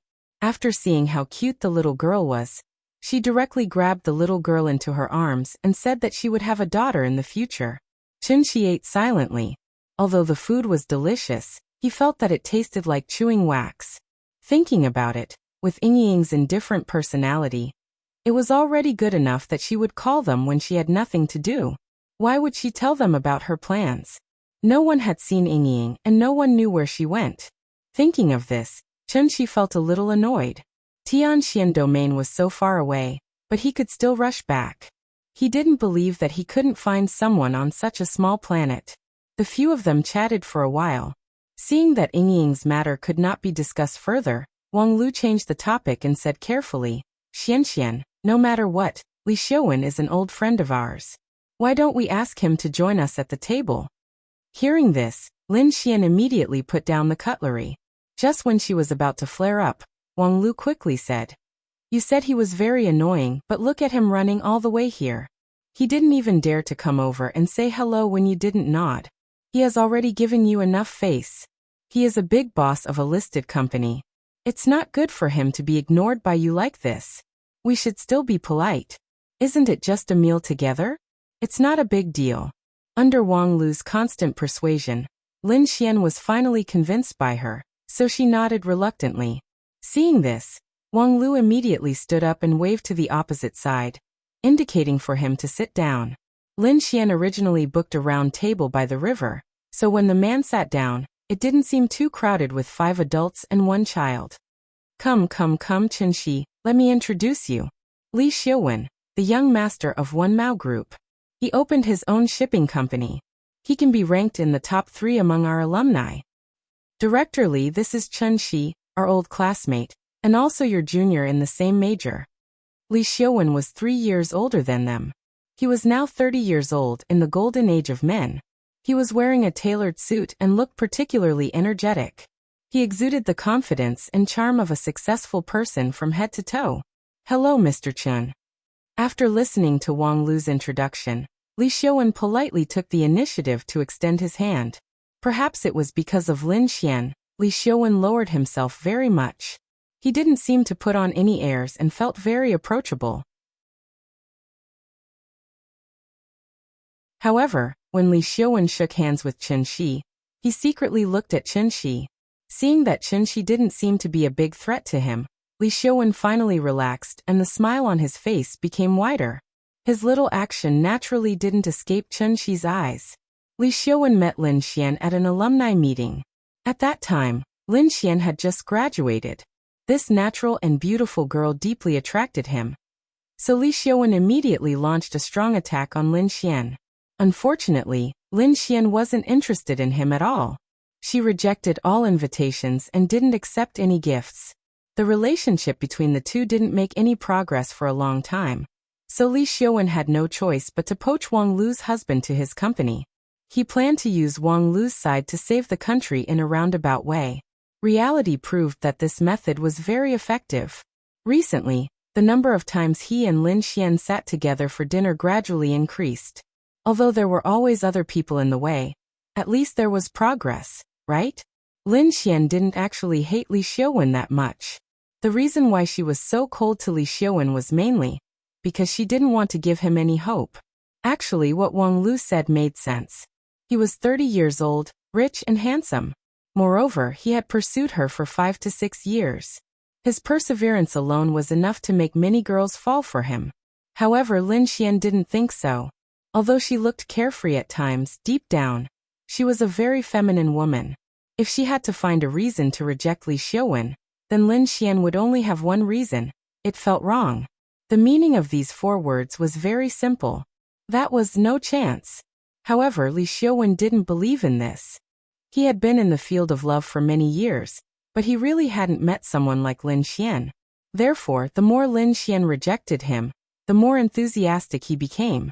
Thinking about it, a 30-year-old unmarried man, which one of them was easy to deal with?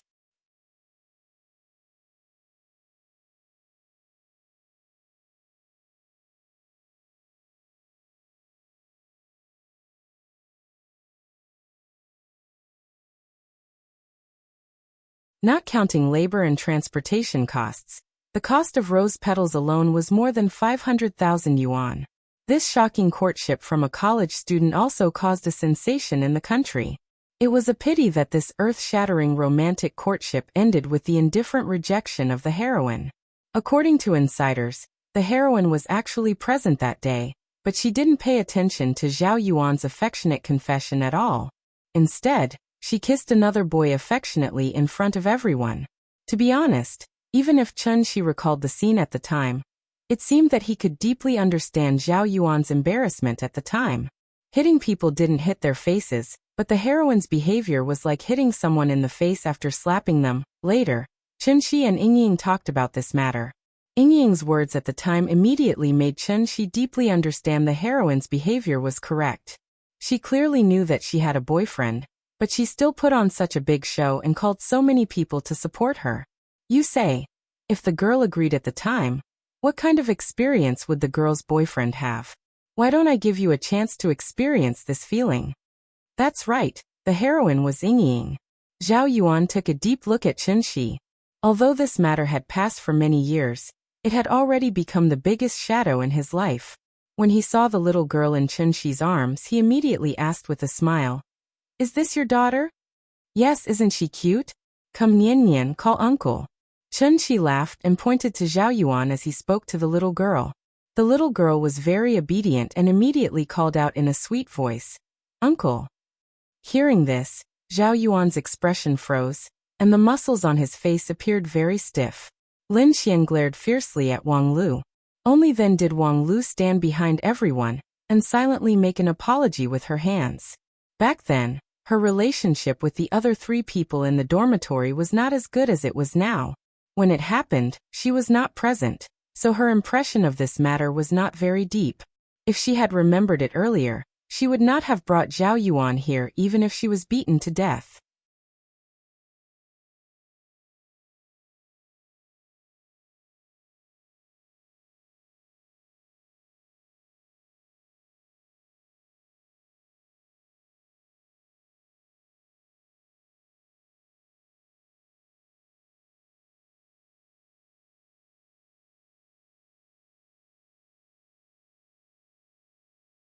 That sharp gaze was like the cold winter moon, vowing to cut through the dark night sky. Zhao Yuan would never have thought that because of his cheap mouth, he would actually open a Pandora's box. Lin Xian drove Chunxi back to the Kongju community. After Chunxi got out of the car, she rolled down the window and said worriedly, "If anything happens, be sure to call me immediately. I still know some people in Zhonghai who should be able to help." "Don't worry, it's fine." Chunxi smiled and waved at her, then turned and walked into the community. After Chunxi left, Lin Xian picked up her phone and sent a text message to Wang Lu, asking her about Zhao Yuan's current situation. If it wasn't very serious, she still wanted to help Chunxi settle this matter. Even if she had to pay a certain price, she would not hesitate. After sending the text message, Lin Xian started the car and was ready to leave. But at this time, she suddenly saw that Chunxi was still at the entrance of the community. It was already 10 o'clock at night, and the plaza dancers at the entrance of the community had already dispersed. The surroundings were very quiet, and she could vaguely hear the sound of the TV coming from the building. Under the illumination of the light at the entrance of the community, Chunxi's shadow was elongated, and in front of him stood a woman. Lin Xian took a closer look and found that it was a very beautiful woman. The woman was talking to Chunxi, and she seemed to be a little excited. Lin Xian looked at the woman and felt that she was familiar, but she couldn't remember where she had seen her before. Perhaps out of curiosity, Lin Xian stopped the car, then opened the door and sneaked over, wanting to hear what they were talking about. Right at this moment, a scene that caused Lin Xian to be extremely shocked happened. Chunxi carried Nian Nian to the entrance of the community. At this time, a woman appeared. She had been waiting here for a long time. The moment she saw Chunxi appear, she immediately stood up from the chair excitedly, then quickly walked in front of Chunxi and reached out to stop him. Hearing the familiar tap-tap sound, Chunxi didn't even need to look to know who it was. Ning Qiutong seemed to always have that arrogant look on her face. A graceful and luxurious black dress, sharp high-heeled shoes, exquisite makeup, and expensive accessories. Even in a first-tier international city like Zhonghai, she was still the queen who stood proudly above the clouds. Although she had waited for 3 hours in front of the entrance of the community, just to see Chunxi, but the moment she saw Chunxi, Ning Qiutong still raised her chin proudly as usual. "Mr. Chun, I want to talk to you." Perhaps because Ning Zhongguo wasn't here, Ning Qiutong finally showed her other side without reservation. This side of her wouldn't act coquettishly, cry, or lower her head. Therefore, she was here to negotiate with Chunxi. This woman was about 1.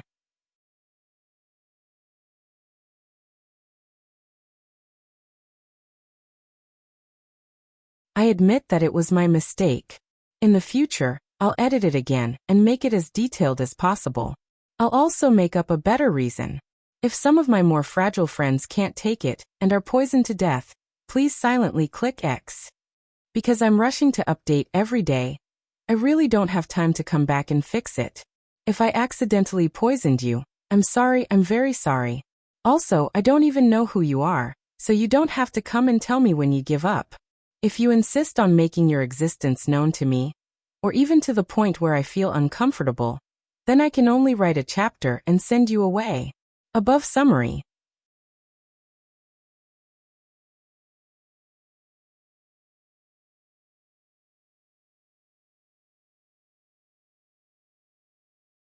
She knelt on the ground and struggled to move forward a step or two with her knees. She slightly raised her tear-stained face and wanted to say something that could move Chun-Shi. She moved her mouth, but after struggling for a while, she still swallowed the words that had already come to her mouth. Then she bowed her head again, because she knew that actions were always easier to move people's hearts than words. Get up. Looking at the filial woman in front of him who would rather give up her self-esteem to save her father's life, Chun-Shi finally softened. I will cure your father's illness. Chun-Shi gave an affirmative answer.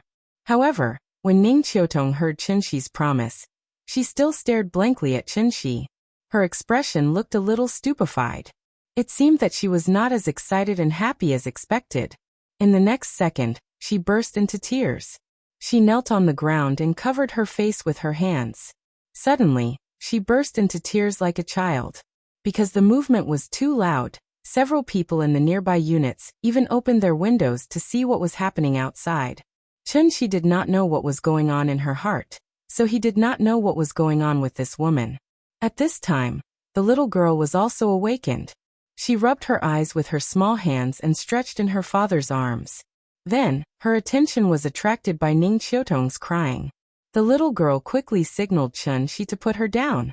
After Chun-Shi bent down and put her on the ground, the little girl ran directly to Ning Qiutong's side. Then, she patted her shoulder with her small hands and said very sensibly, "Sister, don't cry. Grandma said that girls don't look good when they cry too much." Perhaps the little girl's comfort was effective. Ning Qiutong gradually stopped crying. She wiped her tears with her hand. In her tearful eyes, she vaguely saw the appearance of the little girl. The little girl walked up to her and suddenly reached out to hold her head. Then, like a little adult, she comforted her sweetly. "Sister, don't cry. Nian Nian will play with you." "Thank you." Ning Qiutong hugged Nian Nian's small body. Although she was still sobbing, there was finally a smile on her face that had not been seen for a long time. Ning Qiutong left. After receiving Chun-Shi's affirmative answer, she could finally unload the shackles in her heart that made her suffer because of guilt. "Papa, why is that sister crying?" "Maybe because she misses Papa." Chun-Shi walked in the quiet community with the little girl in his arms. After hearing Chun-Shi's answer, the little girl immediately kissed Chun-Shi's side face. Then she hugged Chun-Shi tightly with her small hands and muttered, "Sister is so pitiful.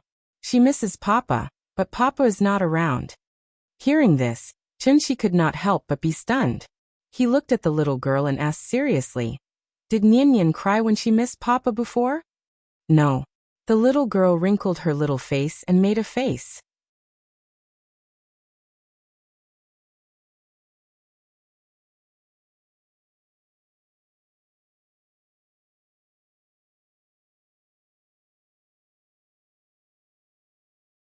The other person roughly determined the exact location of the incident with the restaurant manager's description. The two of them carefully looked at the scene and recorded a video before preparing to leave. At this time, the restaurant manager asked worriedly, "Officer, that person yesterday, is he okay?" Sally Restaurant was also one of the few Michelin one-star restaurants in Zhonghai City. They couldn't ruin their reputation because of this sudden bad incident. "Not dead yet," one of the men in black suit said coldly. The two men then left, leaving the restaurant manager standing alone on the balcony in a daze. "Not dead yet." The restaurant manager looked at the backs of the two men in a daze. After pondering for a while, he suddenly realized and then said to himself with a frightened face, "Not dead yet." Chun-Shi didn't go out today. Instead, he stayed at home to read books with the little fellow all morning. During this period, Lin Xian and Ning Qiutong called him separately. Lin Xian had confirmed Zhao Yuan's situation.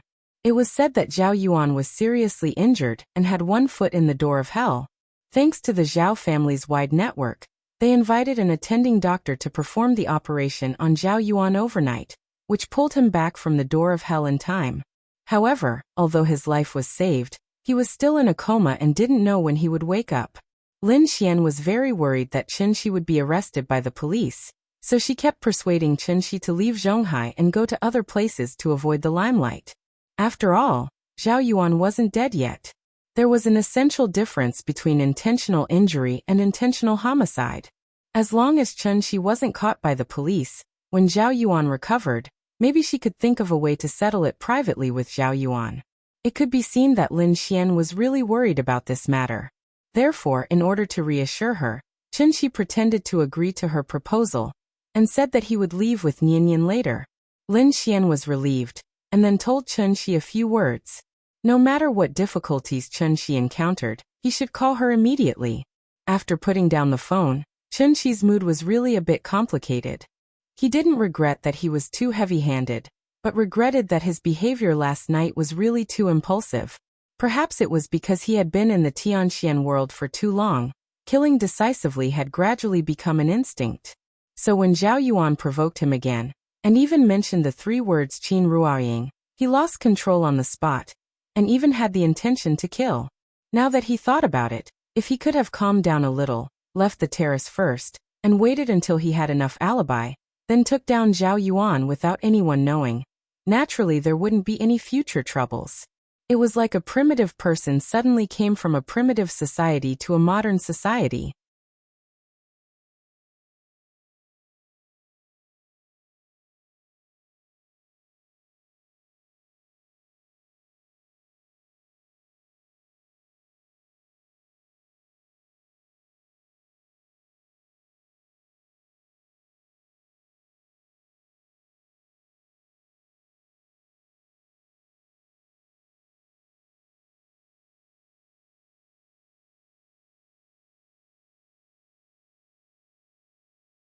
Ning Zhonghua obviously did not want Ning Qiutong to know something. So after Ning Qiutong left, Qinshi asked calmly, "Mr. Ning, who injured you?" Hearing this, Ning Zhonghua immediately laughed and sighed. "You saw through it." Normally, the human body should have the most basic self-healing ability. However, after you were injured, your body did not recover. Instead, it continued to deteriorate. You must have taken medicine that can temporarily suppress your injuries before, so you can hold on until now, right? You're right. That's indeed the case. If I hadn't been lucky enough to meet an expert before, I'm afraid, as you said, I wouldn't have lived past 50. An expert?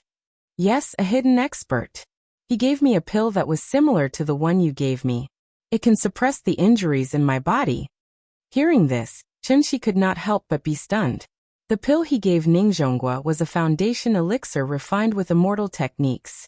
Although healing was only an additional effect of the foundation elixir, its effect was definitely more effective than any medicine on Earth. There was someone on Earth who could refine a similar pill? Thinking of this, Qinshi continued to ask, "Then who was the one who injured you?" "It was a master of transforming strength in Nanyang.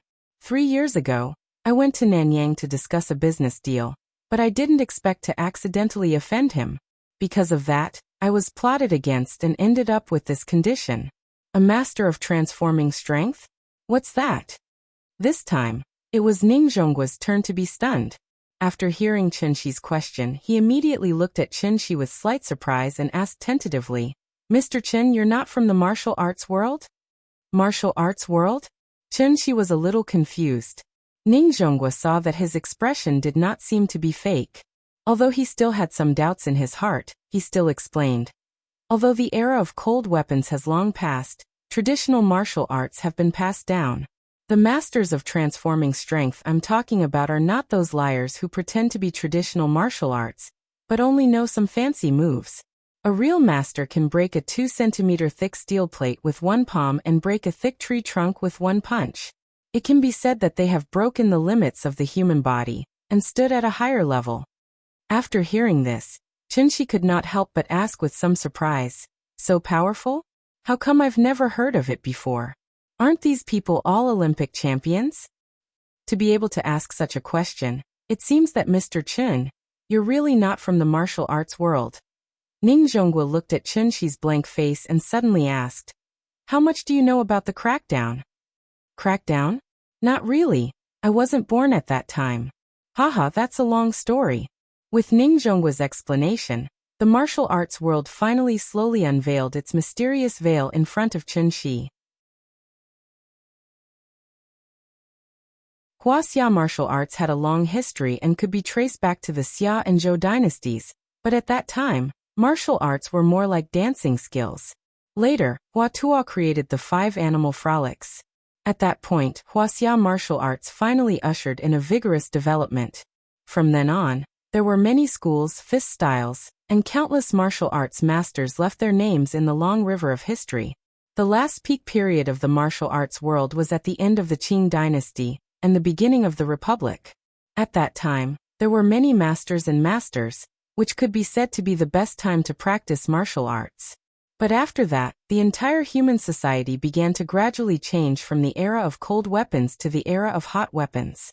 When a child with a gun could casually kill a martial arts master who had been practicing martial arts for many years, the martial arts world was destined to decline.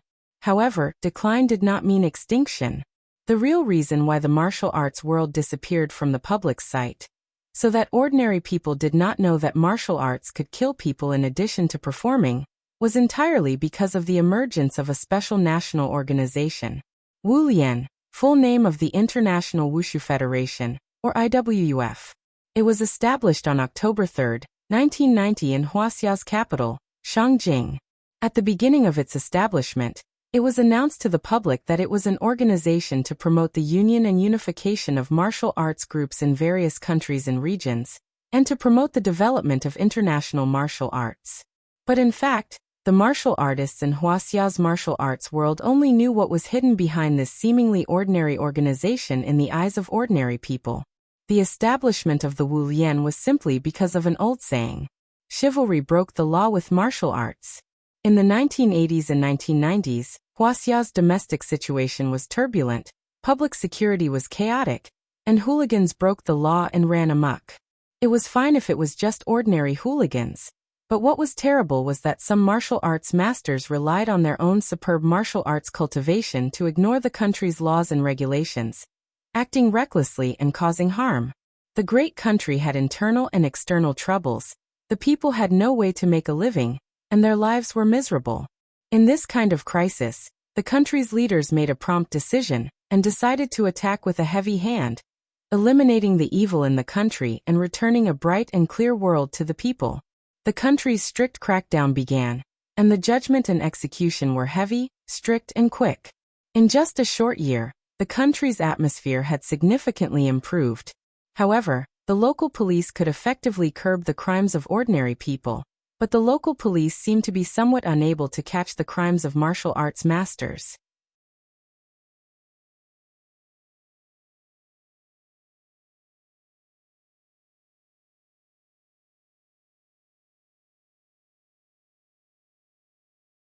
Chapter 29. Martial arts were divided into realms. The 3 known realms were obvious strength, inward strength, and transforming strength. Obvious strength was the first realm of martial arts. This realm focused on the external 3 combinations, namely the combination of shoulders and crotch, the combination of elbows and knees, and the combination of hands and feet. The so-called external 3 combinations required a martial artist to learn to control his body perfectly. Once he punched, all the muscles and bones in his body would naturally cooperate with him, and he would be able to punch with the strongest force in his body. When a martial artist at the peak of obvious strength gathered all the strength in his body and punched, there would be a light pop sound. This was not the sound of the body's joints, but the sound of the fist breaking through the air because it was too fast. It was like holding a wooden stick and waving it quickly in the air.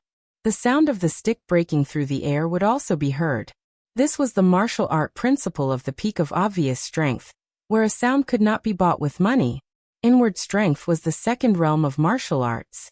This realm focused on the internal 3 combinations, namely, the combination of heart and will, the combination of will and qi, and the combination of qi and strength. After a martial artist entered this realm, he would gradually learn to accumulate and control the true qi of martial arts. What was true qi? When people exercised, they would produce heat. When they were hot, they would sweat. When they sweated too much, the heat in their body would naturally flow out of their body along with the sweat. This heat would always be discharged out of the body along with the sweat, which contained the true qi that the martial artist had worked hard to cultivate. Therefore, obvious strength required one to learn to control the muscles, bones, skin, and flesh of the whole body, while inward strength required one to learn to control the pores of the whole body. The human body was like a hollow shower, with holes everywhere. Only by blocking these holes and using the body as a container to seal the pores and lock the heat, could one firmly bind the true qi in the body. Therefore, when an inward strength martial artist fought with others, he had to make sure that all the pores of the whole body were closed and only the pores of the hands were opened, so that the true qi would gather at one point. This was the so-called internal three combinations, the combination of qi and strength. When he punched, the strength of his whole body, in addition to the instantaneous burst of strength when his true qi surged, would be able to easily punch out a strength that exceeded the limits of his body. The more true qi accumulated, the stronger the strength. This was the essence of inward strength.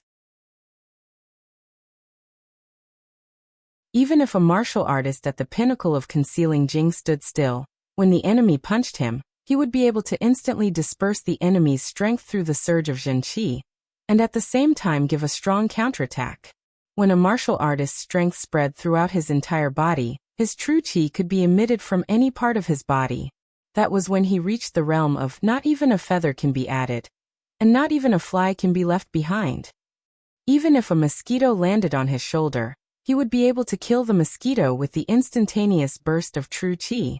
When a martial artist reached this stage, they could be called transforming strength.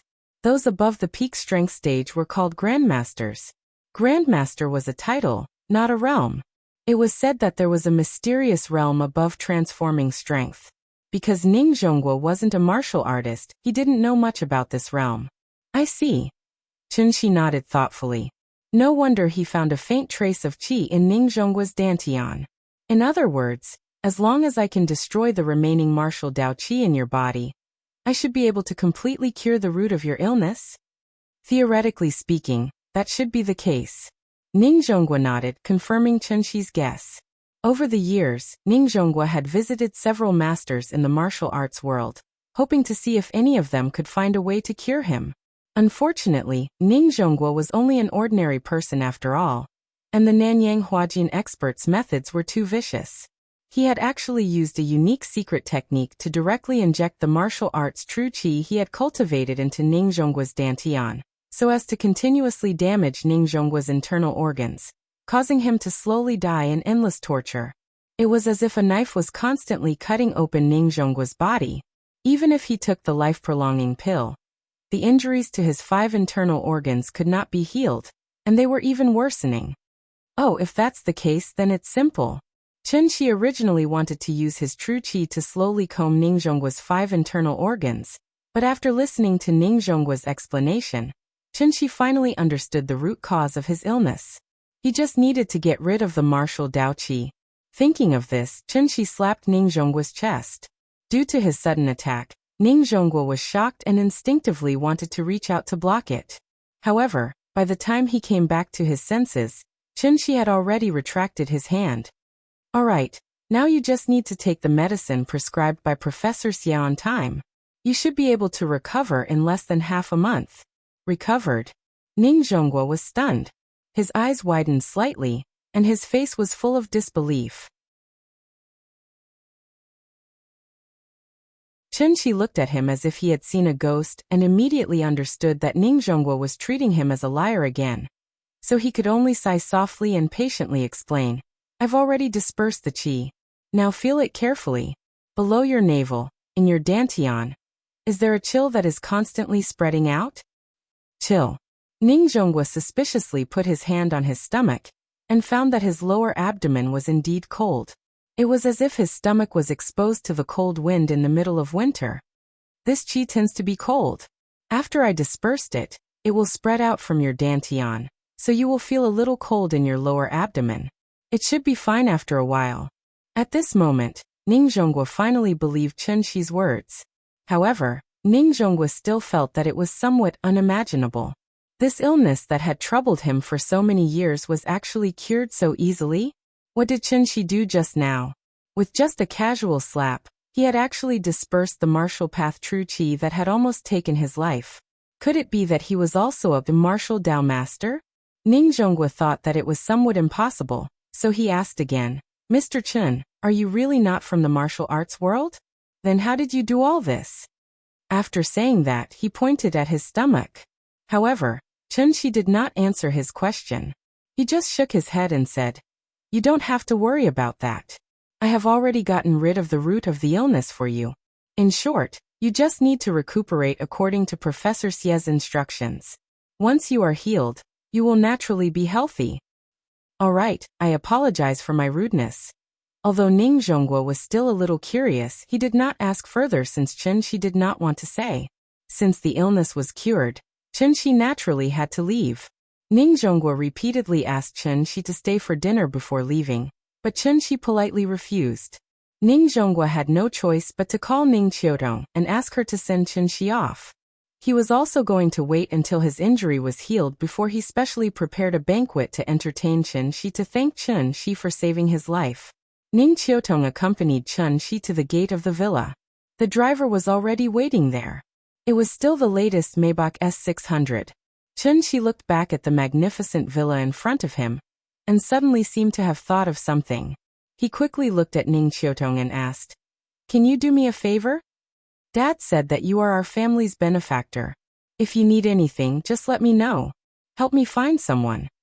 Ning Qiutong immediately nodded and replied, I know some people in the city bureau. It shouldn't be a problem to help you find some personal information. What is his name? Hearing that, Chen Shi could not help but be happy. Then he excitedly said the name that he had been dreaming of.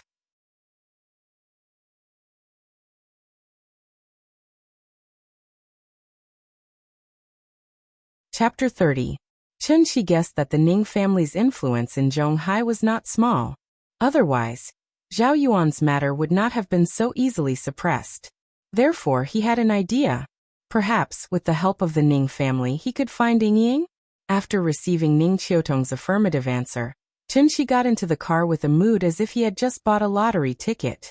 Although he knew that the possibility was slim, he still had a glimmer of hope.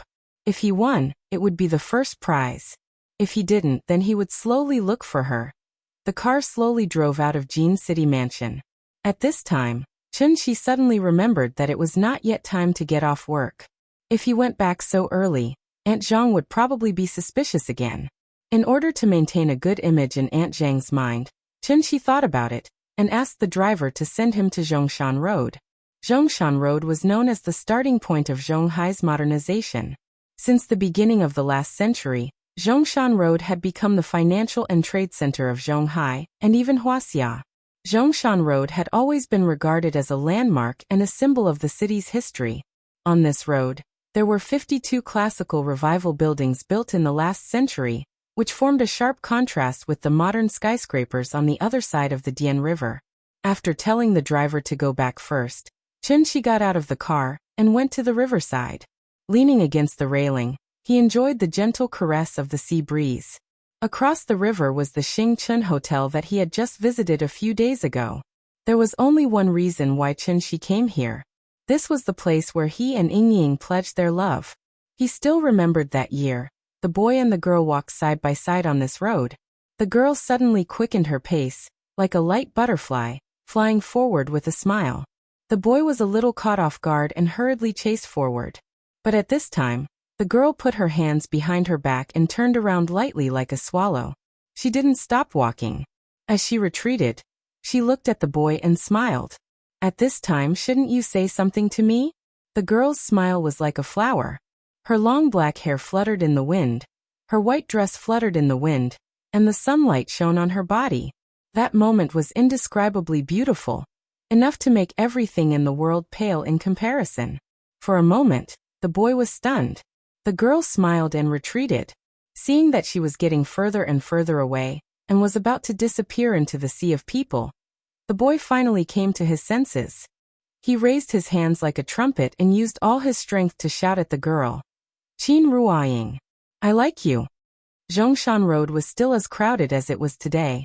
The boy did not know why he had the courage to reveal the little secret that had been hidden in his heart under such circumstances.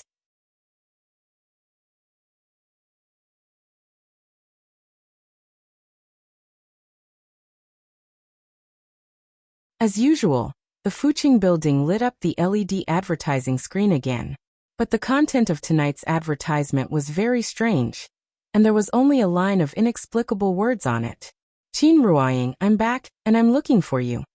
11 words, 3 punctuation marks. A name, a paragraph without beginning or end. Anyone who saw the billboard couldn't help but rack their brains to think, who is Qin Ruoying? From the A-list to the C-list, from the popular actresses to the streamers, among all the female figures with a little fame, there was no one called Qin Ruoying. But since she was not a star, why did she use this way to attract attention? What was the meaning of this sentence? Who is Qin Ruoying? Who am I? The Fuching building used to accept many commercial advertisements, and the effect of each advertisement was proportional to the price. But this time, even the people in the Fuching advertising department didn't expect that the advertisement, which was forcibly inserted because of the strong background, would cause such a large-scale impact on the internet. Weibo, forums, WeChat moments, self-media, and even some gossip news were reposting and reporting this matter. Who is Qin Ruoying? Who is looking for her? Is it another publicity stunt to attract attention? Is it a new internet prank similar to Jia Junpeng? Your mother is calling you home for dinner? People were talking about this commercial, which had nothing to do with commercial advertisements at all. There was only one sentence, but it easily aroused everyone's curiosity. Countless girls heard the news and came to Zhongshan Road in order to take a photo with the LED light wall of the Fuching building, and posted with the photo, "Whoever can write my name on it, I will give birth to his children." There was a strong storm on the internet, and countless girls with the same name as Qin Ruoying were called instantly. In less than an hour, the topic hashtag looking for Qin Ruoying hashtag had appeared on Weibo. At 10 o'clock in the evening, the topic hashtag, who is Qin Ruoying hashtag, had rushed to the hot search list on Weibo. Although the ranking was still very low, it was very likely that it would rise to the first place as time went by. Chicken soup for the soul and joke makers came out one after another. For a time, all kinds of guesses and all kinds of magical plots were constantly unfolding. As the initiator, Chunxi had been sitting on a chair on the river bank, staring at the big words that lit up half of the sky.